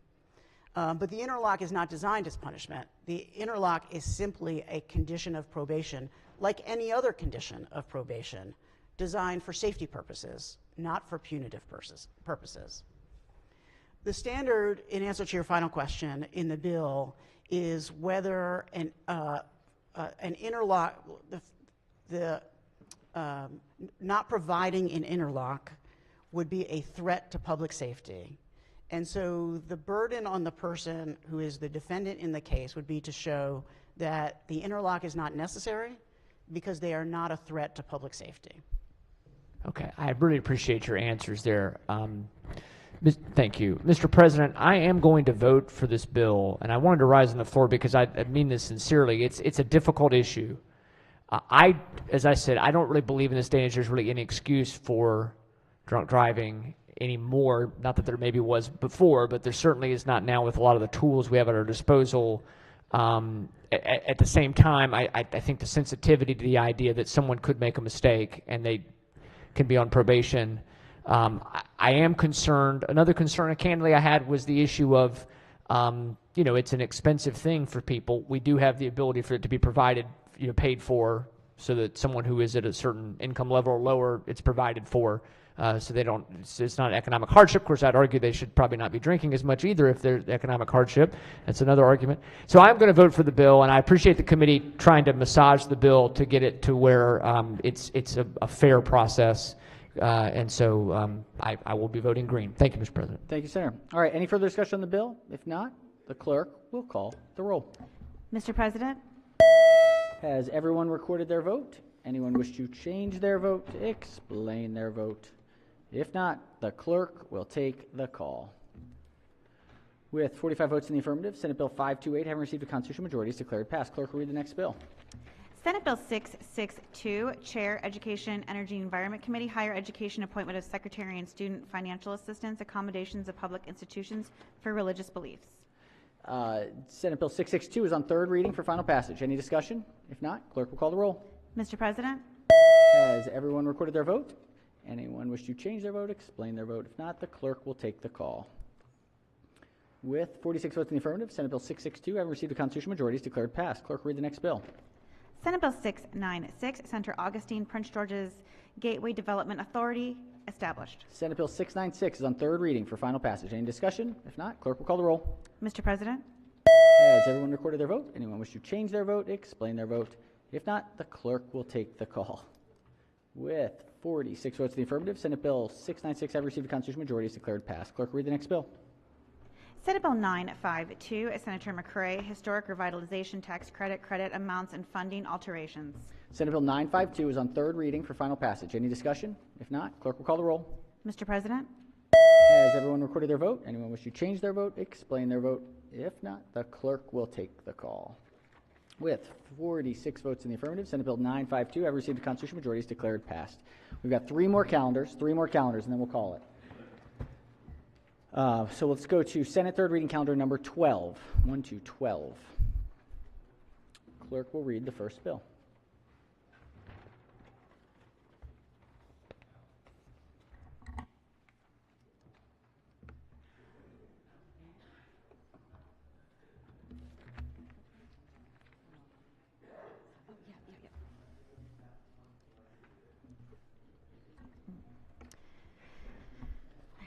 House Bill 121, Delegate Shakoudian, Mental Health Treatment Plans for Individuals, Facilities, and Residents, Grievance Systems. House Bill 121 is on third reading for final passage. Any discussion? If not, clerk will call the roll.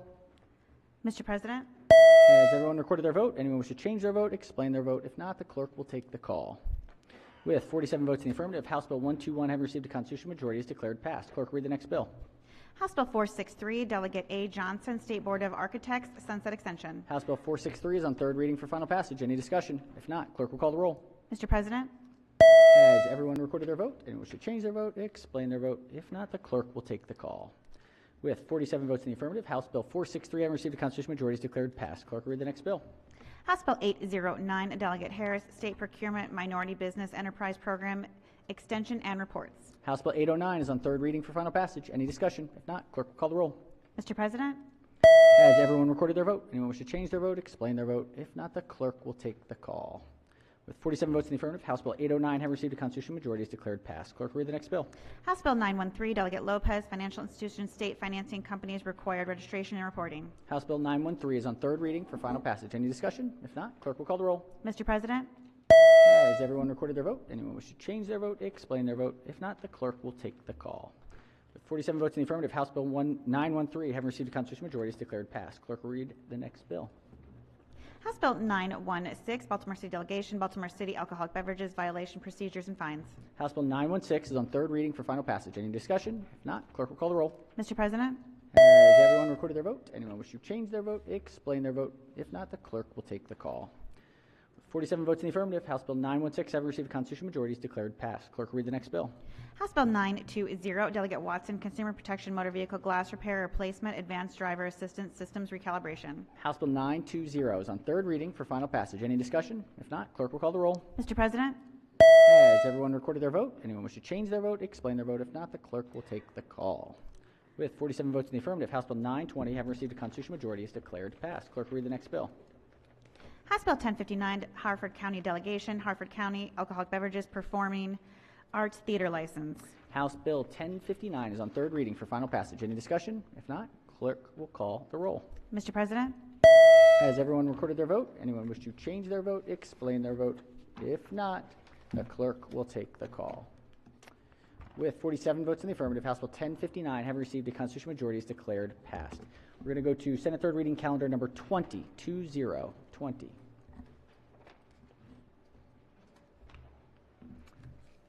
All right, clerk, read the first bill. House Bill 14, Delegate Atterbury, Family Law Grounds for Divorce. House Bill 14 is on third reading for final passage. Any discussion? If not, clerk will call the roll. Mr. President? Has everyone recorded their vote? Anyone wish to change their vote, explain their vote? If not, the clerk will take the call. With 38 votes in the affirmative, House Bill 14, having received a constitutional majority, is declared passed. Clerk will read the next bill. House Bill 111, Delegate Shakoudian, Maryland Medical Assistance Program and Maryland Children's Health Program, Eligibility and Enrollment. House Bill 111 is on third reading for final passage. Any discussion? If not, clerk will call the roll. Mr. President? Has everyone recorded their vote? Anyone wish to change their vote, explain their vote? If not, the clerk will take the call. 47 votes in the affirmative, House Bill 111, having received a constitutional majority, is declared passed. Clerk will read the next bill. House Bill 214, Delegate Kelly, Commission on Public Health Establishment. House Bill 214 is on third reading for final passage. Any discussion? If not, clerk will call the roll. Mr. President? Has anyone recorded their vote? Has everyone recorded their vote? Anyone wish to change their vote, explain their vote? If not, the clerk will take the call. With 47 votes in the affirmative, House Bill 214, having received a constitutional majority, is declared passed. Clerk, read the next bill. House Bill 223, Delegate Moon, Criminal Procedure, Facial Recognition Technology Requirements, Procedures, and Prohibitions. House Bill 223 is on third reading for final passage. Any discussion? If not, clerk will call the roll. Mr. President? Has everyone recorded their vote? Anyone wish to change their vote, explain their vote? If not, the clerk will take the call. With 47 votes in the affirmative, House Bill 223, having received a constitutional majority, is declared passed. Clerk will read the next bill. House Bill 232, Delegate Williams, Child in Need of Assistance, Neglect, Cannabis Use. House Bill 232 is on third reading for final passage. Any discussion? If not, clerk will call the roll. Mr. President? Has everyone recorded their vote? Anyone wish to change their vote, explain their vote? If not, the clerk will take the call. With 36 votes in the affirmative, House Bill 232, having received a constitutional majority, is declared passed. Clerk will read the next bill. House Bill 374, Delegate Kipke, Health Insurance Primary Pharmacy Benefits Managers, Audits of Pharmacies, and Pharmacists. House Bill 374 is on third reading for final passage. Any discussion? If not, clerk will call the roll. Mr. President? Has everyone recorded their vote? Anyone wish to change their vote, explain their vote? If not, the clerk will take the call. With 47 votes in the affirmative, House Bill 374, having received a constitutional majority, is declared passed. We'll go to Senate third reading calendar 22.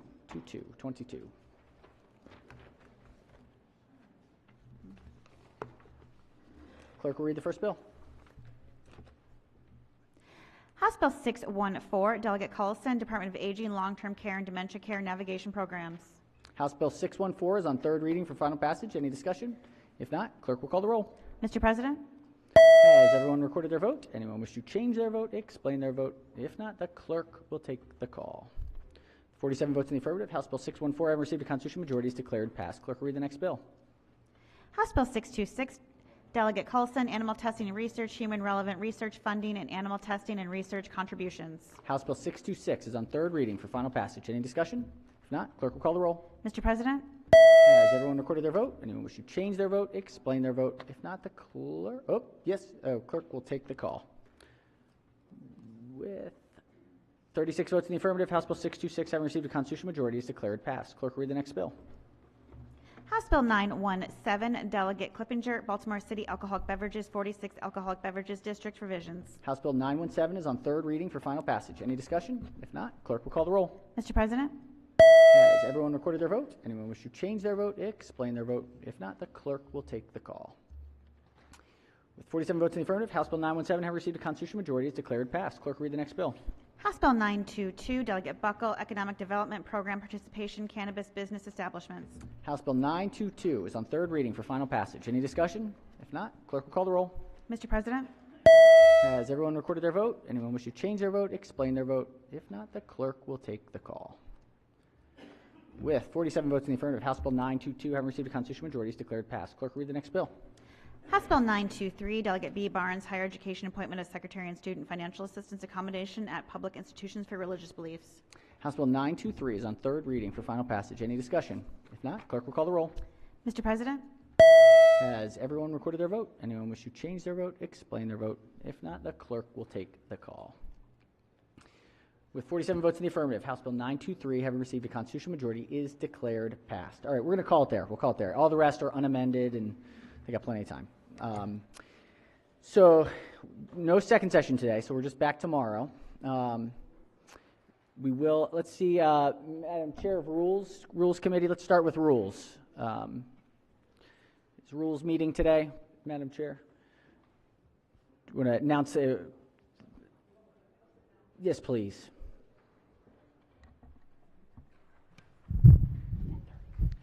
Thank you, Mr. President. The Rules Committee will meet immediately after session in the Red Room. Thank you. Thank you very much, Madam Chair. Thank you. All right, Chair of Finance. Thank you, Mr. President. Colleagues, Senate Finance will meet at 2:30 for a bill hearing followed by a voting session. Chair of Education, Energy, and the Environment. Education, Energy, and the Environment will meet at 2:30 for bill hearings followed by a voting session, Mr. President. Thank you. Chair of Budget and Tax. Thank you, Mr. President. Budget and Tax will meet at 2:30 for bill hearings, followed by voting session, followed by capital decisions but no earlier than 4 on the capital decisions. Thank you, Mr. Chair, Chair of Judicial Proceedings. So just a quick, before announcing, the House is going back in at 2:30. So for bill hearings on House bills, unless the House members are willing to send staff, or if chairs are open to staff being available for the hearing. So, Mr. President, do we know how long their floor session is likely to be? I believe they have an event tonight, so I think it's probably not after 5, but I don't know how. So we do the best we can. Going back at 2, you said 2:30? They're at 2:30. We were going to start bill hearings at 3 o'clock, followed by a voting session. Okay.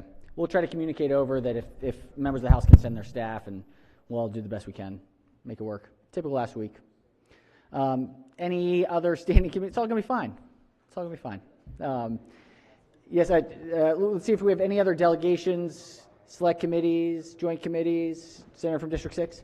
Thank you, Mr. President. Tomorrow will be our last day. We're going to have our Bible study in the Neil Room, and we're going to have a special time of Easter celebration. So if you'd like to come by at 8 o'clock, I'll see you then. Thank you, Mr. Wonderful. President. Thank you, Senator. All right, Chair recognizes Senator from Montgomery County. Thank you, Mr. President. MoCo colleagues, Thursday, immediately following first session, we still have to follow up on that voting session that we never got to. Venue to be determined, but immediately after Thursday first floor session. Thank you. Excellent. Thank you, Senator. All right, any further business before we adjourn today? Chair recognizes Senator from Montgomery County. Thank you, Mr. President. Colleagues, a lot of us have been lucky enough to have spent time in the House of Delegates as a member of that wonderful body. And tonight is the Speaker Society, which means that today the Speaker handed out awards and recognized some really important leaders, legislators, former legislators, and state leaders. And I just thought I'd share in case you hadn't seen it on Twitter or anything, in addition to our former Attorney General, who was kind enough to stop by this chamber, Brian Frosch. Also recognized were former Chief Judge of our Maryland Court of Appeals, Mary Ellen Barbera, Eloise Foster, the former head of MHEC, the Maryland Higher Education Commission, and former Secretary of the Department of Budget and Management, and point of personal pride, District 17's own Chair of the Environment and Transportation Committee, Delegate Kumar Barve. So if you see any of those folks or want to recognize them, I'm sure they'd be grateful for your congratulations. Thank you, Mr. Chair. Thank you for the announcement, Senator. All right, Chair recognizes the Majority Leader. Thank you, Mr. President. For those of us here in this chamber, many of us were in the House before we came here, and many of us served under Barbara Oakes. Remember that name? I think we all feared her. She was the one that found our offices and made sure everybody was in the right place at the right time and nobody misbehaved, and she did a wonderful job. Anyway, Barbara passed away back in October, and so the House Chambers is going to do a tribute to Barbara tomorrow. Right after they gavel into the session, and we're invited, anybody that wants to come over and be a part of that can do that. Senator Cardin will be there to give brief remarks, and she served under him, under Speaker Cardin, and so we're all invited, anybody who wants to come over and be a part of that tomorrow. Excellent. Excellent. And we'll start at 10:30 tomorrow. Give time to, does that? Yeah. Fair enough. Break them. Yes. All right. Any further business before we adjourn? Let's do a quorum call before. Mr. President? Has everyone recorded their presence? If so, the clerk will take the call. With 47 members in the chamber and a quorum being present, Senate of Maryland remains in session. Chair recognizes the Majority Leader. Thank you, Mr. President. I move the Senate of Maryland stand adjourned until Wednesday, April 5th at 10:30 a.m. 10:30 a.m. Have a phenomenal day, everyone.